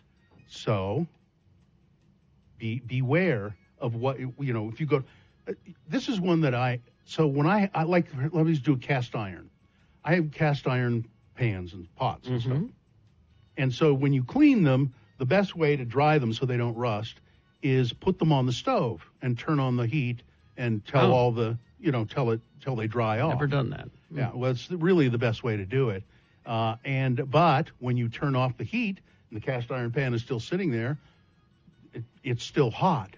Mm-hmm. But what if somebody comes into the kitchen and says, "Oh, I better put that pan away"? No. Yeah. Oh, I see what you're saying. Yeah, okay. that's no good. Right. A pile of oily rags can catch fire all by itself. Yes. I don't know why you would have a pile of oily rags around your house, but don't do it. Because Richard Grieco is coming over. I knew yes. it. Never mess with a garage door spring yourself. No. They're very dangerous. And this is based on people, like there are lists and lists and lists of people who have been injured by doing these things. Mm-hmm. Don't mix cleaning products. For instance, never mix bleach and ammonia. No. I almost one time was overcome by those fumes. I was in the shower, and I wanted to clean the shower with some cleanser, and so I after I was done, and so I started to clean, not realizing that my wife had already used ammonia. Oh. And the fumes just about got me. Yeah. Oh, here's one for Katie. A falling knife has no handle. So Katie, as some of you know, severely cut her thumb. Yeah. And we said, "How did you do that?" She said, "Well, I dropped a kitchen knife and I tried to catch it." No. What you do is when you drop a knife or it gets knocked off the counter, back away. Yeah, you throw your hands up and back away. Yeah. Moose and bison can F you up. What? Stay away from them. Moose and bison. Of course. Don't deep fry a frozen turkey. A frozen turkey. Yeah. You can deep fry a turkey. Yes. But it should be thawed. Exactly. But I think some people probably have said, well, we can just throw that in there. Yeah. Because it's all hot. It's hot grease. No. It'll catch fire. Don't touch any cool-looking caterpillars or ocean creatures. Well, yeah. Because some of them are poison. Exactly. And that's it, except it says here, load more slideshows. No, you don't want to do that. Wizarding games you can play instead of Hogwarts Legacy. No. Most banned movies. 11 of the world's most banned movies. Give me the top five. Click on this slideshow. Well, it's a slideshow, so you won't get to the top five right away. Let's see. How about Cannibal Holocaust? That one we've heard about. We do, yeah. Salo, or 120 Days of Sodom. Don't know. I've heard of that. Yeah, it's very... A Clockwork Orange. Oh, yeah. Banned in a lot of places. Mm-hmm. Last Tango in Paris. Yes. Banned in a lot of places. Get me the butter. Last Temptation of Christ. I Spit on Your Grave. Yes, another one. 1978. Mm-hmm. The Da Vinci Code. What? That one Why would surprises that be me, banned? but it doesn't surprise me. Well, banned in Egypt, Blasphemy, Jordan, right? Lebanon, Pakistan. Oh, okay. Places like that. Let's see. The Life of Brian. That one I remember, yeah. Banned in the UK and the United States. Yes. It was banned here briefly. Yeah. Brokeback Mountain. Yes, here in Utah. Remember the theater, Larry Miller Theater? Larry's Theater's down there. They wouldn't play it. He didn't want the Cannibal Ferox. I don't know what that is. Don't know that one. Possession. Not sure what that is. And that's it. The Exorcist not on that list? No. Should be. Interesting. Thanks, Katie. What? I didn't realize it was a slideshow. Damn it. I hate those. Yeah. I hate slideshows because they're designed specifically. Yeah. You'll get the click, click, click, click, and each click counts, and then they can pass those clicks along and say, see, everyone loves our site. Yeah, well, that's smart. Yeah, I suppose. It is. Manipulative. Yeah, it is. But yes, smart. What? All right. There's your... We hope you'd enjoyed another list with Radio from Hell on X96. Texter says, I do the majority of those things on a regular basis, except hanging out with moose or bison. Oh, you put frozen turkeys in a big pot Apparently, of grease? yeah. I guess I better make out my will. If you do that, that's just dangerous. Yeah, don't do those things. All right.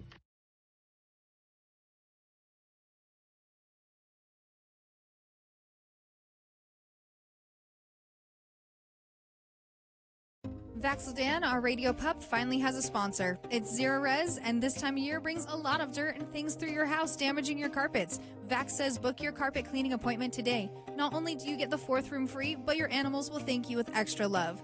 Go to zerores.com today.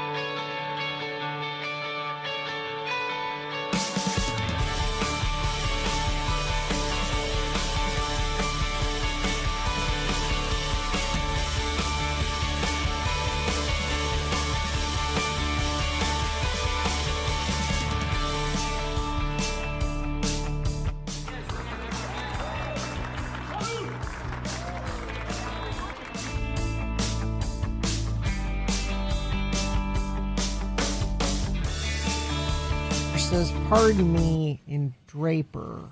Draper? Draper. Never saw Robin Masters, did we? Yeah, you did. It's Higgins. What? Oh, how good it was. Oh, that's right. I forgot that. Damn it. Well, there goes that rewatch that you had planned. I'm sure you did. It's funny. Magnum PI. I didn't pay much attention to it when it was in first run. And then for some reason, I started catching them in reruns. Really? And went, oh, I see why this was a popular. Sure. This is really good. It was excellent. It was before Tom Selleck went crazy. Well, I don't know. He was probably always sort of crazy. Could have been. Yeah. All right. Well, let's see. What? Oh, that's what we're doing. Oh, it's the Boner recap, isn't Boner it? recap time here. Let me go there. Let me get a phone call up here. Because this is a big prize. This is. Who do we have? Harold is here. Harold, are you there? I am. Good morning. Good morning, Harold. Do you prefer Harold? You must. That's what he said. You know what? Half my family calls me Harold and half calls me Harry. Okay. And it just doesn't matter to you one way or the other. It doesn't. I introduce myself as Harold because that is my name. Okay, and then just have at it as far as you're concerned. Yeah, it doesn't matter. I understand completely. Harold, you have a big prize here available for you. Let Gina describe to you what it is. Tickets to see the format April 11th at the Union Event Center. Pretty good, huh? Oh, I love the format, actually. Good. Listen carefully, Harold. I'll read the 3 boner candidates. You tell me who the winner was, and you get the tickets to see the format. Did you hear the boner candidates earlier? I did, but Okay. I did go cheat and double-check that my memory was working. Yeah, you're just checking your work. That's Good fine. idea. All right, here we go. Boner candidate number 1. Here's your bonus check. Don't try to cash it, though. This is all done for a photo op. Christy Nome passing out what she said were bonus checks. Fake bonus checks, really, to TSA employees that they're going to get because they followed orders. You order followers, you TSA employees who did exactly as we told you to. We're going to give you a big bonus. What she was handing out was certificates good for that just said you're going to get a bonus in your electronically transferred to your paycheck. Then there was boner candidate number 2. Tell me how many eggs a chicken can lay. And I warn you, I have a gun. This is a guy in Florida in an argument outside of a bar, drunkenness involved, getting into an argument about how many eggs a chicken can lay. I'm sorry I don't really know myself how many eggs a chicken can lay. I mean, do we mean in a day or? That's the guy with the gun. Well, nope. But there was a big argument about that, and he ends up firing his gun 4 times. Nobody was hit, fortunately, but he fired his gun several times. And then there was boner candidate number 3. He's a liar. You're a liar. They all seem to be lying liars who lie. So Robert Kennedy Jr., all the lies he told Congress, and particularly Senator Bill Cassidy, who's a doctor. I promise that I won't say anything about vaccines causing autism. I promise I'll consult you on who I hire and fire at the CDC. I promise this. He's broken every single promise he made to Cassidy. And Cassidy refuses to call him out on it because they're all scoundrels. Yes. That's boner candidate number 3. So which one was the winner, Harold? Well, it's got to be number 3. Yep, absolutely. This is what makes people love politicians, isn't it? Doesn't it? They just not. It's a wonderful, wonderful world we live in right Yeah. now. Yeah. I'm glad you think so. Thanks, Harold. Harold. Harold, got to be positive. Yeah. Well, good. I'm glad. Hang on the line, Harold, and Katie will tell you how you get your tickets. And thanks for joining us. Yes. It says here 1 egg a day. Common rule of thumb is that a commercial hen will lay around 600 eggs in its lifetime, laying about 280 to 320 eggs in its first year. They start slowing up they with start age. to slow up after they age. Yeah. So there you go. All right. Well, that's good to know. 1 a day, though, is basically what you're asking. Basically, what you're going to get. You might get lucky and get 2, but more than likely it's just 1 a day. So when people have chickens, it was always surprised me to find that eggs are not just routinely white or brown. Oh, no, yeah. There are like blue ones and kind of pink ones. My sister's got chickens, and she gave me. She has a little egg crate, and she had a stamp made, so it looks like they're like official. And the ones she gave me most recently, yeah, they're dark brown, light brown, white, blue. Some of them. Why is she giving you eggs? Well, I give them to Joe. Because I'm surprised you'll even touch them. Yeah. And the weird thing about those is that you can just like stick them in the pantry. Yeah, because they don't. So what happens is, like if you go to other countries, the eggs, you go to buy eggs, they're not in refrigeration. They're just sitting out. The reason is because that our eggs have to be refrigerated is we wash the protective coating off of them. The big egg producers wash the protective coating off of the eggs. You just stick them on the shelf in the pantry. Yeah, that's because sometimes there's poop on them. Well, it's sometimes there's poop. You can brush that off, but yeah. But they just wash everything that's protective off. It's but you can't keep them like that forever. But they'll last, I guess a couple of months or a month anyway. And they taste better. You wouldn't know, Gina. No, you don't eat them. Because when you eat them in a cake, they all taste the same. I got eggs. Here's just really quickly here. I've decided to start doing little things that bring me pleasure, to kind of cheer myself up about the state of being in life and all of that. And so one way I'm doing that is anytime I go to the grocery store, I make a small impulse purchase. really, just like a dumb little thing, and it makes me happy. Okay. And yesterday I bought Bubble Gum, which is cotton candy flavored. Nice. Does that make you happy? Yeah, kind of cheer me up a little bit. And I can I'll start chewing it now, and by the time we come back on, I'll be able to blow a bubble for you. Okay, and it's actually pretty good. It tastes like cotton candy, but it's a big old wad of gum, I have to say. Bubble yum? Yeah. It was always a big. Yeah. So you need a lot of it so you can blow big bubbles. It's going to take me a few minutes to chew this thing down. Let's see. Do I have to say anything for a minute? No. No. Okay. Good. All right. Go ahead. Start chewing. All right. But we got big boy news coming up after these messages. All right, Stand by for that. Did you miss out on your favorite?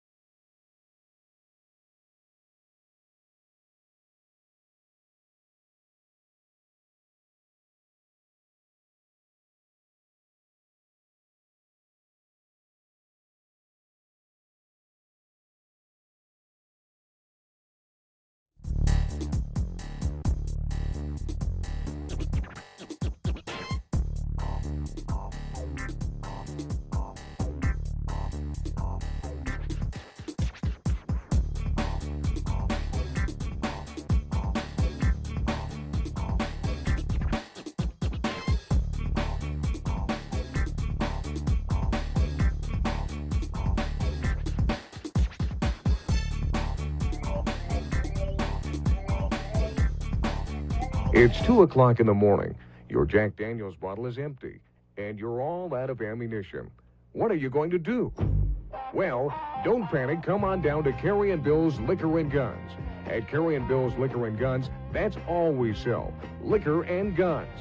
We feature a full line of liquor from exotic fine wines all the way up to the real hard stuff, too. We also feature a full line of guns and ammo, from small caliber handguns all the way up to semi-automatic weapons. Best of all, you'll get a case of Radio from Hell brand canned chili absolutely free with each and every purchase over $50. Hi, we're Carrie and Bill. And we're Carrie and Bill. We know just how frustrating it can be to run out of liquor or ammo at odd hours. That's why Carrie and Bill's Liquor and Guns is only open between midnight and 6 a.m. Monday through Thursday. And from 6 p.m. to 6 a.m. Friday, Saturday, and Sunday. To find Carrie and Bill's Liquor and Guns, just call 555-1212 and ask for Ricky. He'll arrange to meet you. Then, after a brief shakedown and blindfolding, Ricky will lead you directly to Carrie and Bill's Liquor and Guns. Helping you continue the fine old Utah tradition of getting drunk and shooting up the place, it's Carrie and Bill's Liquor and Guns for all your liquor and gun needs.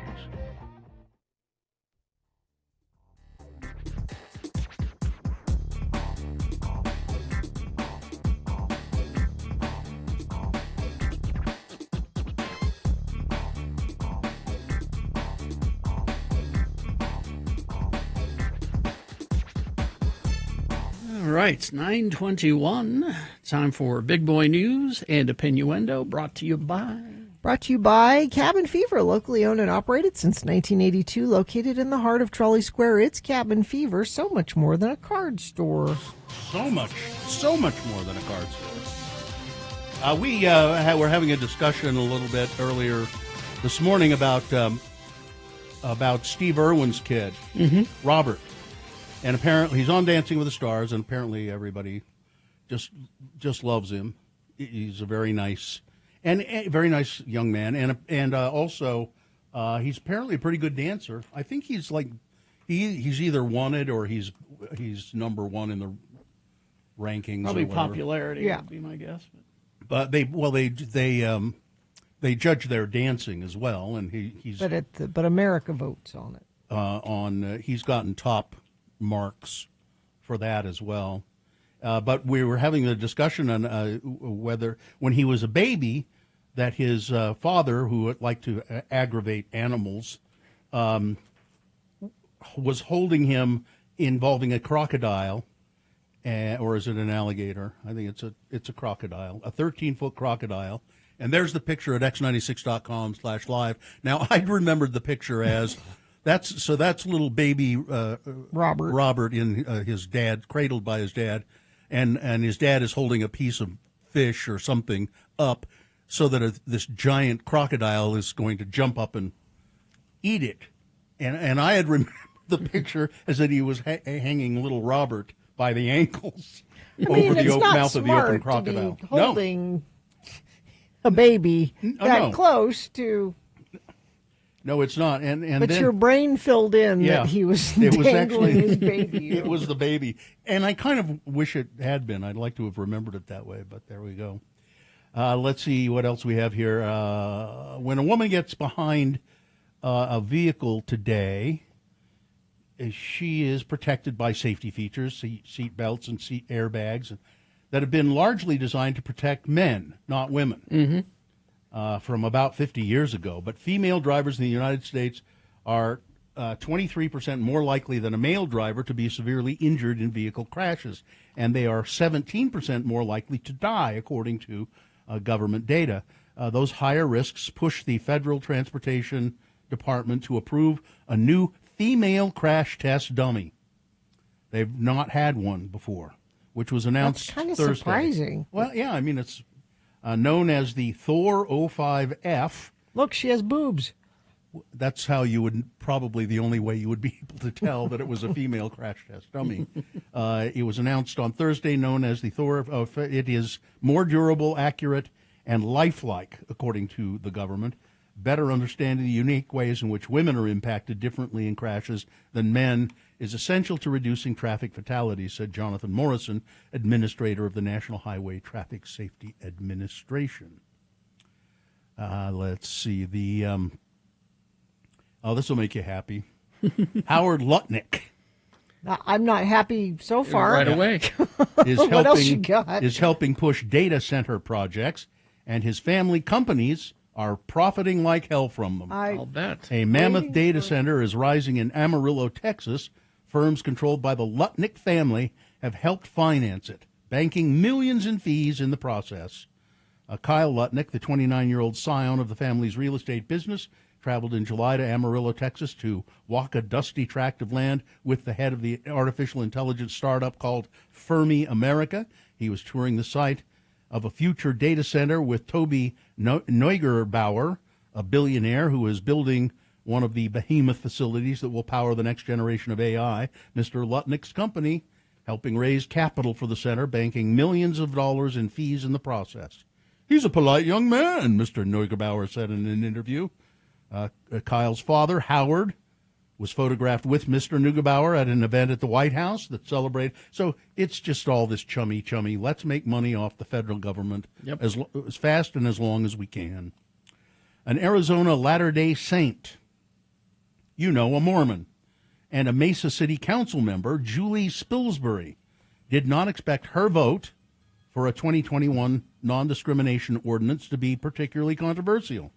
Little did she know how that vote would cost her that council seat. After a council majority passed the measure. This is in Mesa, Arizona. The Church of Jesus Christ of Latter-day Saints later joined a wide coalition of faith, business, and LGBTQ plus and community groups in supporting a similar statewide bill. Years earlier, the LDS Church had endorsed successful legislation here in Salt Lake and Utah that bars discrimination in housing and employment based on, among other factors, sexual orientation and gender identity. It also gave its blessing to the federal Fairness for All Act. Seems reasonable. On top of all of that, Apostle Neil S. Anderson praised the Arizona effort in a general conference talk about peacemakers, saying we genuinely love and care for all of our neighbors, whether or not they believe as we do, and pointed out a headline that the Arizona Republic that said bipartisan bill supported by Latter-day Saints would protect gay and transgender Arizonans. So Ms. Spilsbury thought she was in good company when she celebrated those statements.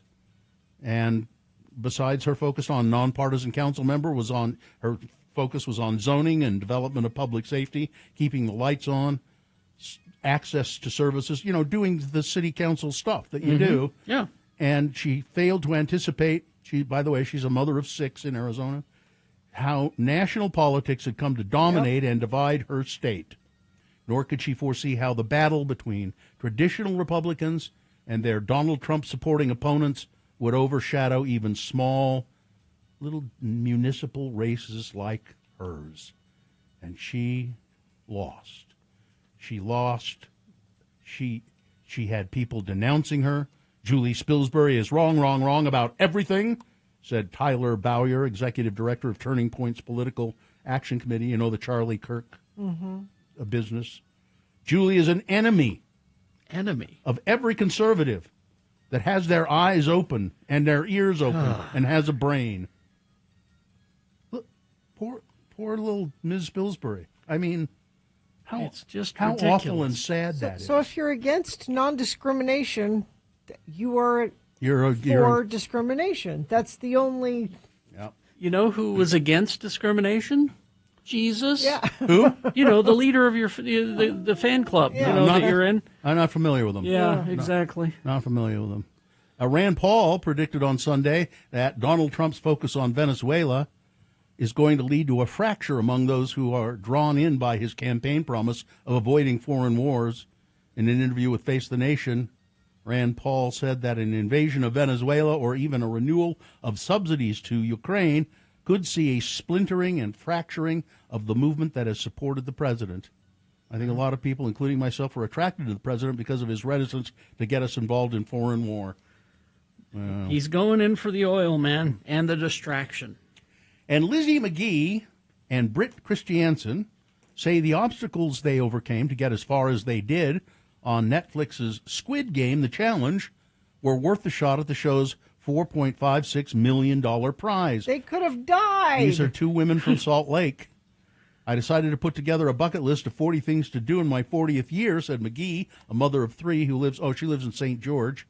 I just haven't done it because I've been a mom. Her motivation to enter the contest stemmed from her desire to cross off an item of her bucket list and participate in a reality TV show.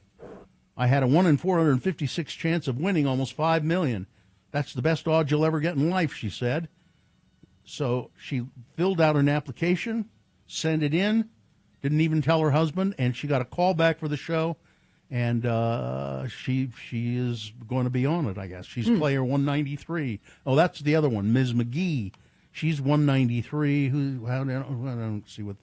But the show begins with 456 players, but for the first round, it eliminates more than half of them. McGee did not get eliminated and credited her faith as a reason for her luck. I think the Lord wants me to do this. I don't think the Lord knows what Squid Game is, ma'am. But no, the Lord knows everything, Bill.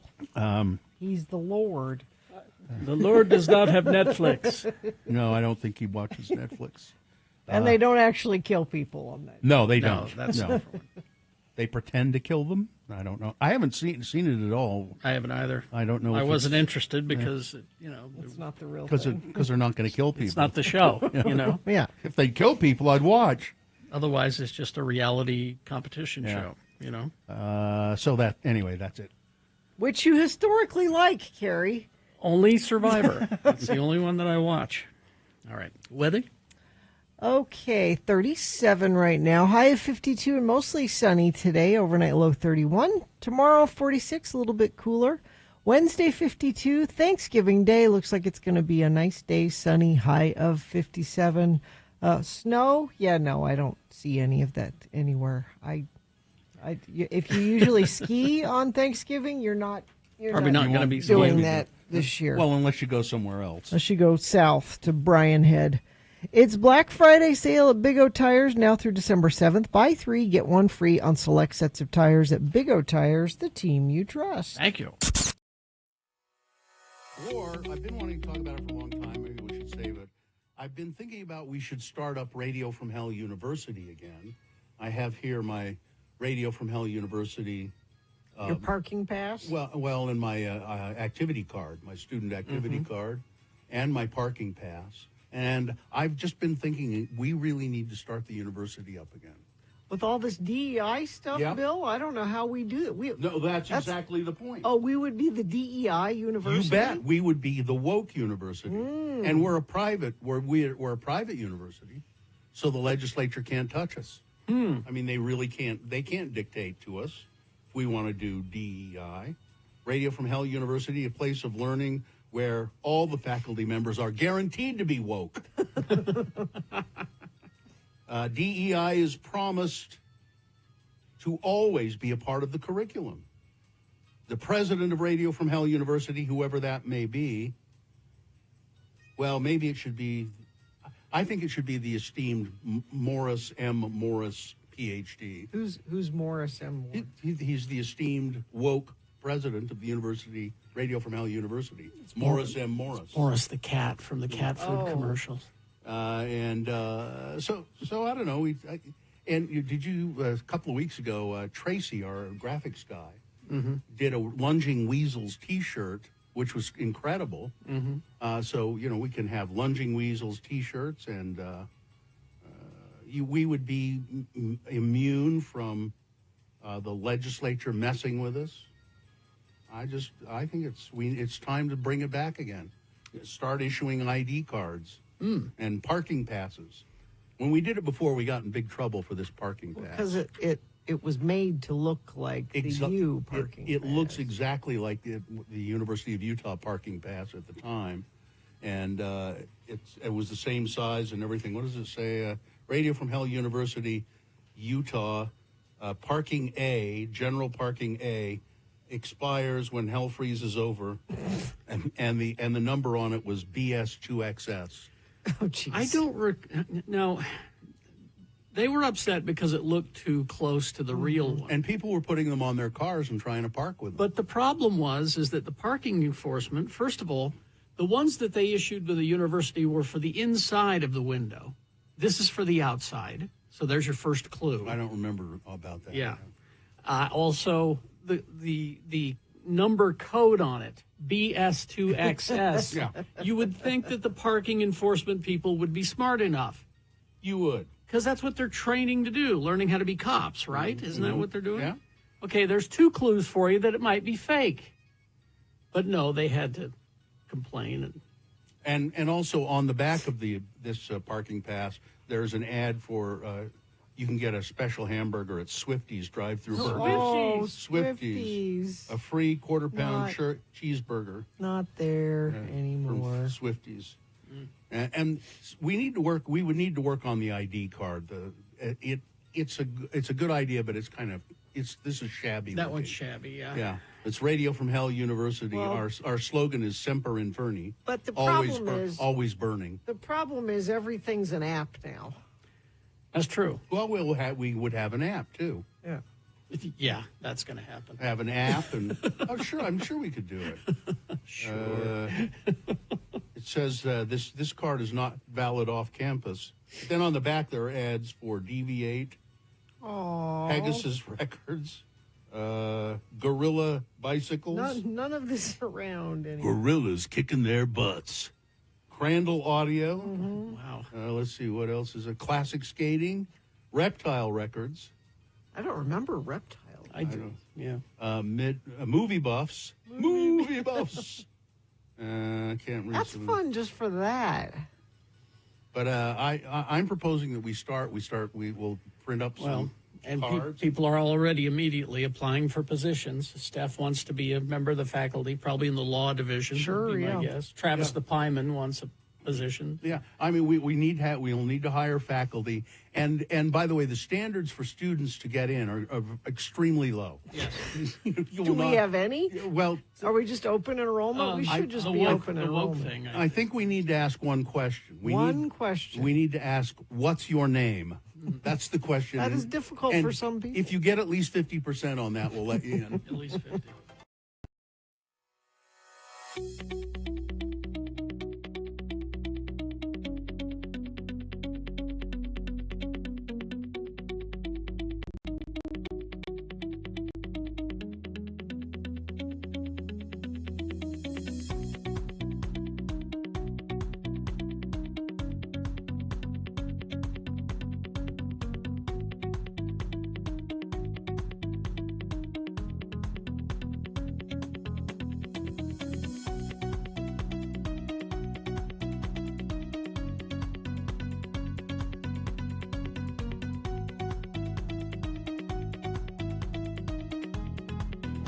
You have? Yeah, I do. What are those? Right here.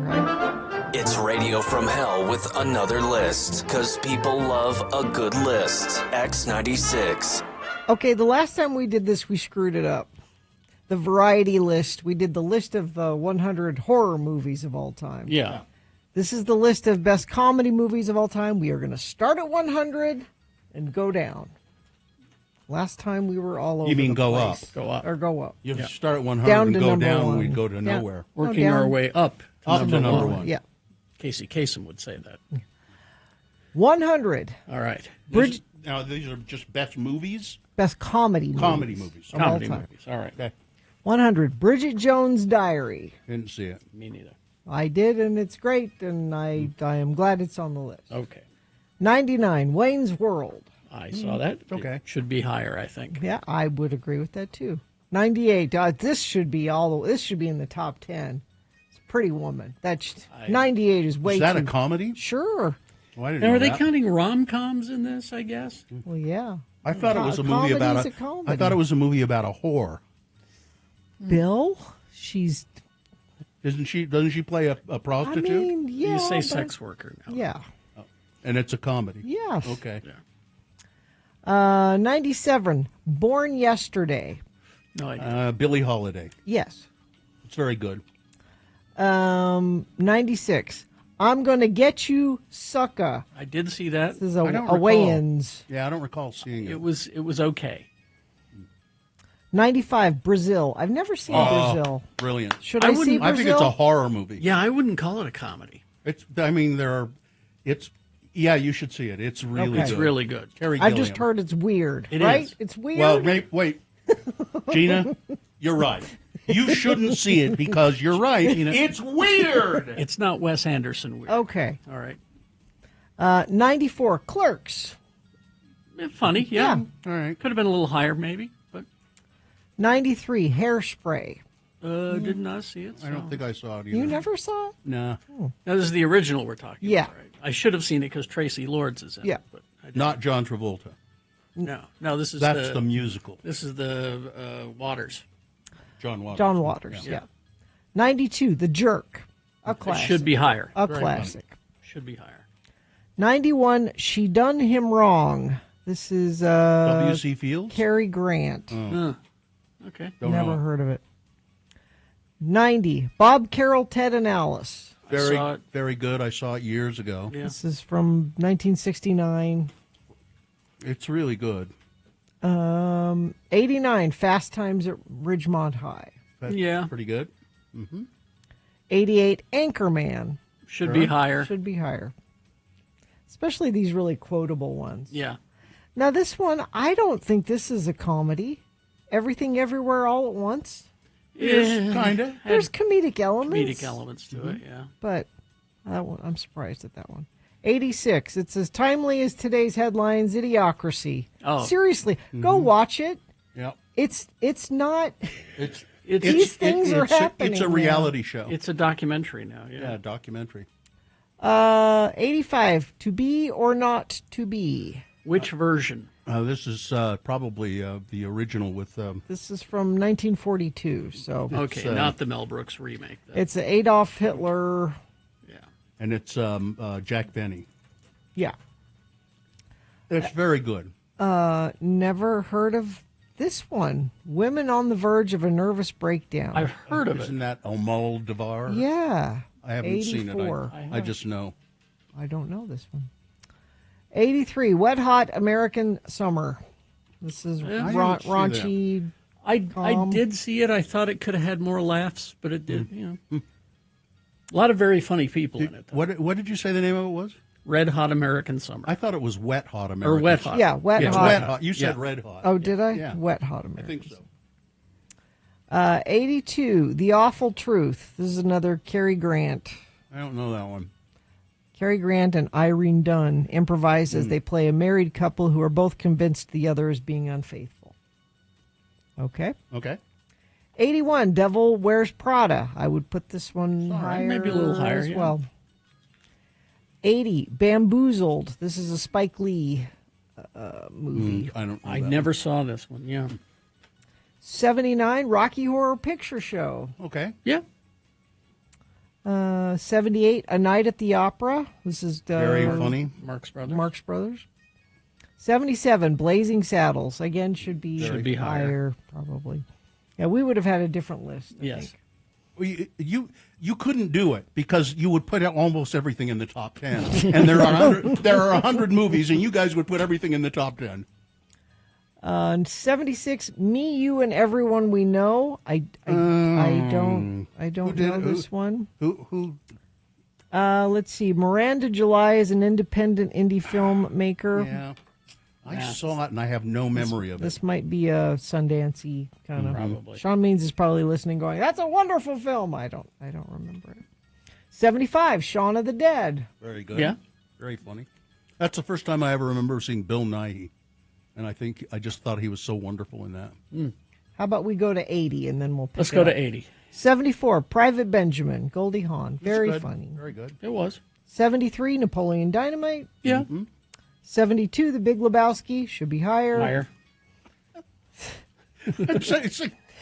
It just should. 71, Miracle at Morgan Creek. See, what is that? I don't know. It's Preston Sturges. Oh. Why is that higher than Big Lebowski? You would have to see it, wouldn't you? I guess so. And 70, Legally Blonde. Funny film. You might not have seen it. I but- think I saw part of it and went, I don't care for this too much. Yeah. I think it's one of those things that was on TV, and then I turned it All off. right. Well, there's a good place to stop. That's what I said. Okay. And then we'll continue with it Some other time. maybe tomorrow or Yeah. we'll see. Okay. Because tomorrow looks like a full show. Won't lie to you. Let's see. Anyway, we will take a break, play a song, and crawl towards the exits. Coming up after these. BigOTires.com. Big O Tires. I just got 4 new tires there, and I bought the Big O brand tire. They're a good tire. And the first thing that they said to me was, well, you want the buy 1, get 1 free, buy 3, get 1 free deal, don't you? I said, well, of course I do. And that's what we did. And they, another thing about Big O that was really great, I go to the one on 2nd East and South Temple. It's a small location, a small store, but they just are so efficient. They crank things out in a hurry. They're just absolutely great there. And the Big O Tire sale, the Black Friday sale, is going on until the 7th. So you can get that buy 3, get 1 free on the Big O brand tire. But don't forget, Big O does all kinds of stuff. They do oil changes. They do alignment, shocks, struts, wiper blades, which I'm getting as well.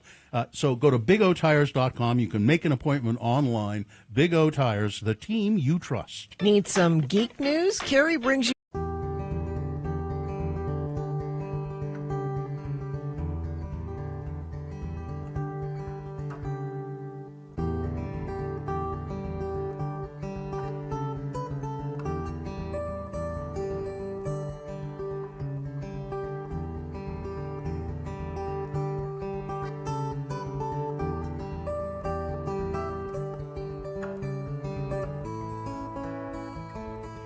So, Dr. Cobble not here.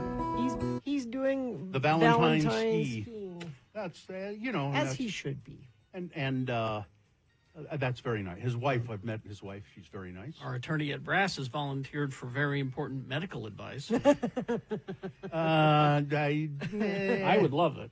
Ed, I don't know. You might, as a lawyer, you should know. You shouldn't give out. Yeah. What?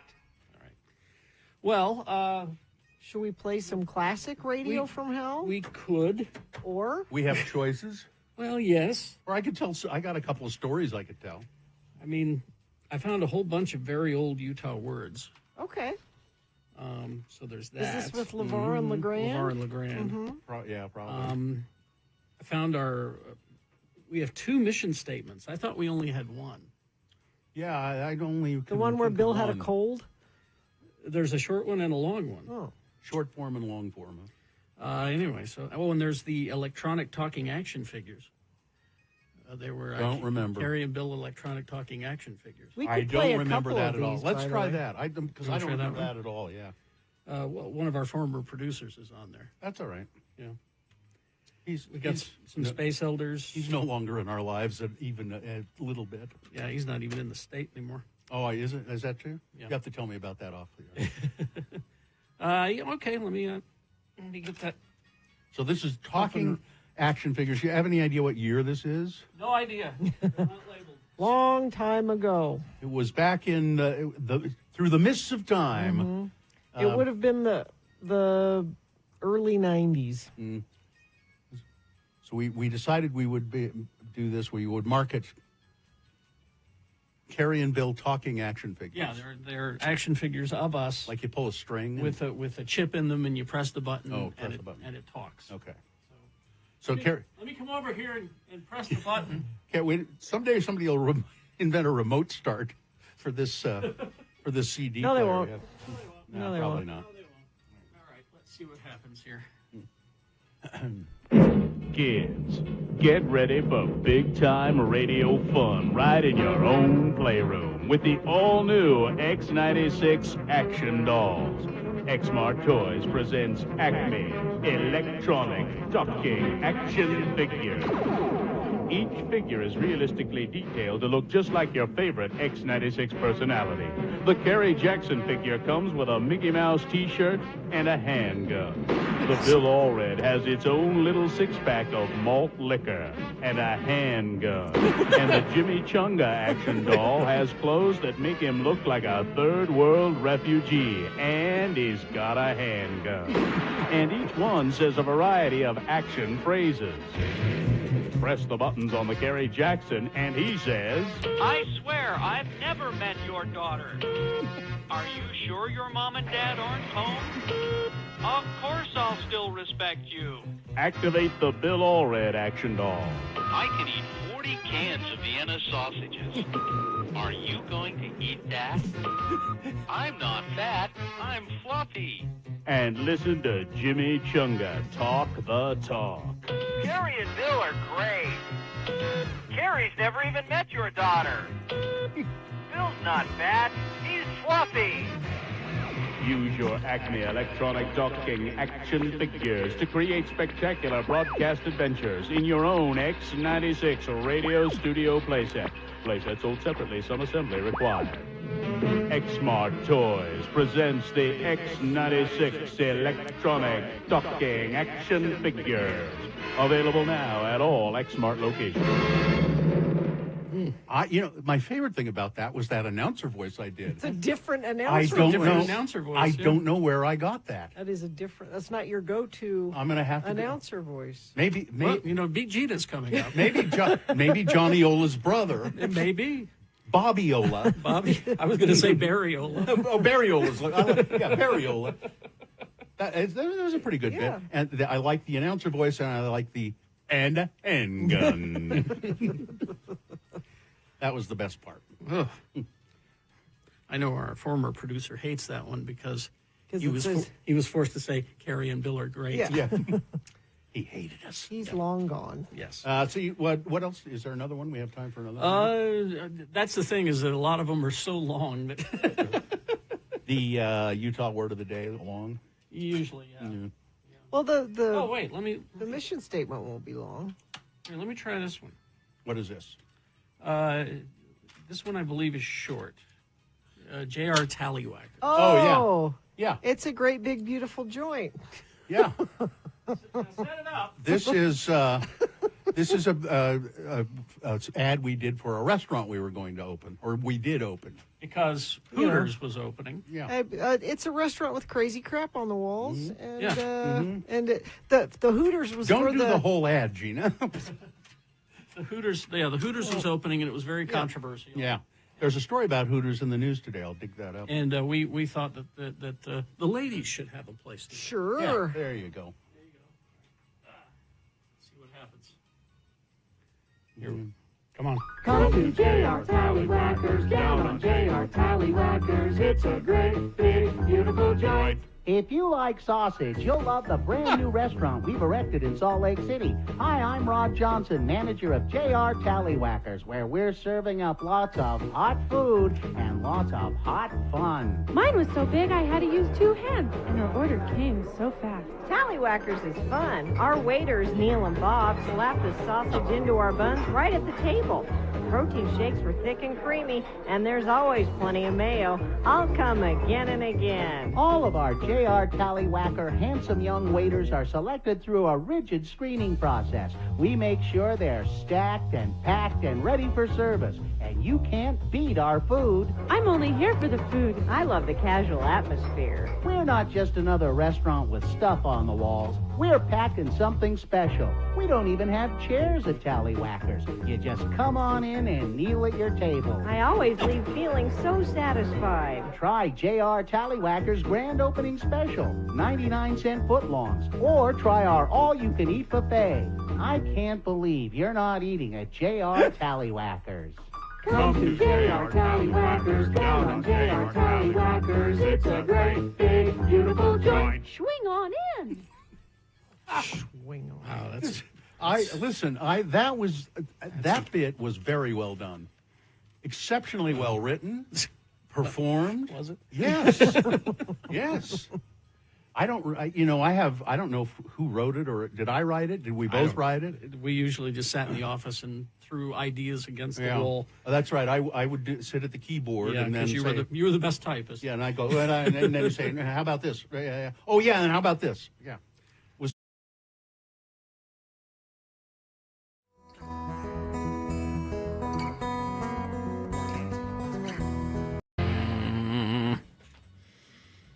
How's that gum?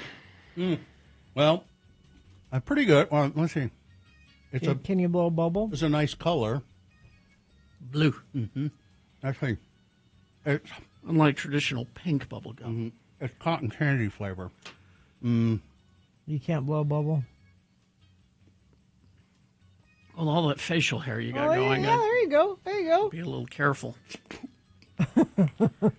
I won if I had 2 pieces in there, I'd really. Oh, I used to be able to do that. I won a bubblegum blowing contest I think it was like at the 5th grade or something like that. And I don't know why they allowed us to do this in class. You're not supposed to have gum at school. I think maybe it was just to say, you can't have gum at school, but we're going to show you that we're good people, and you will have a bubblegum blowing contest.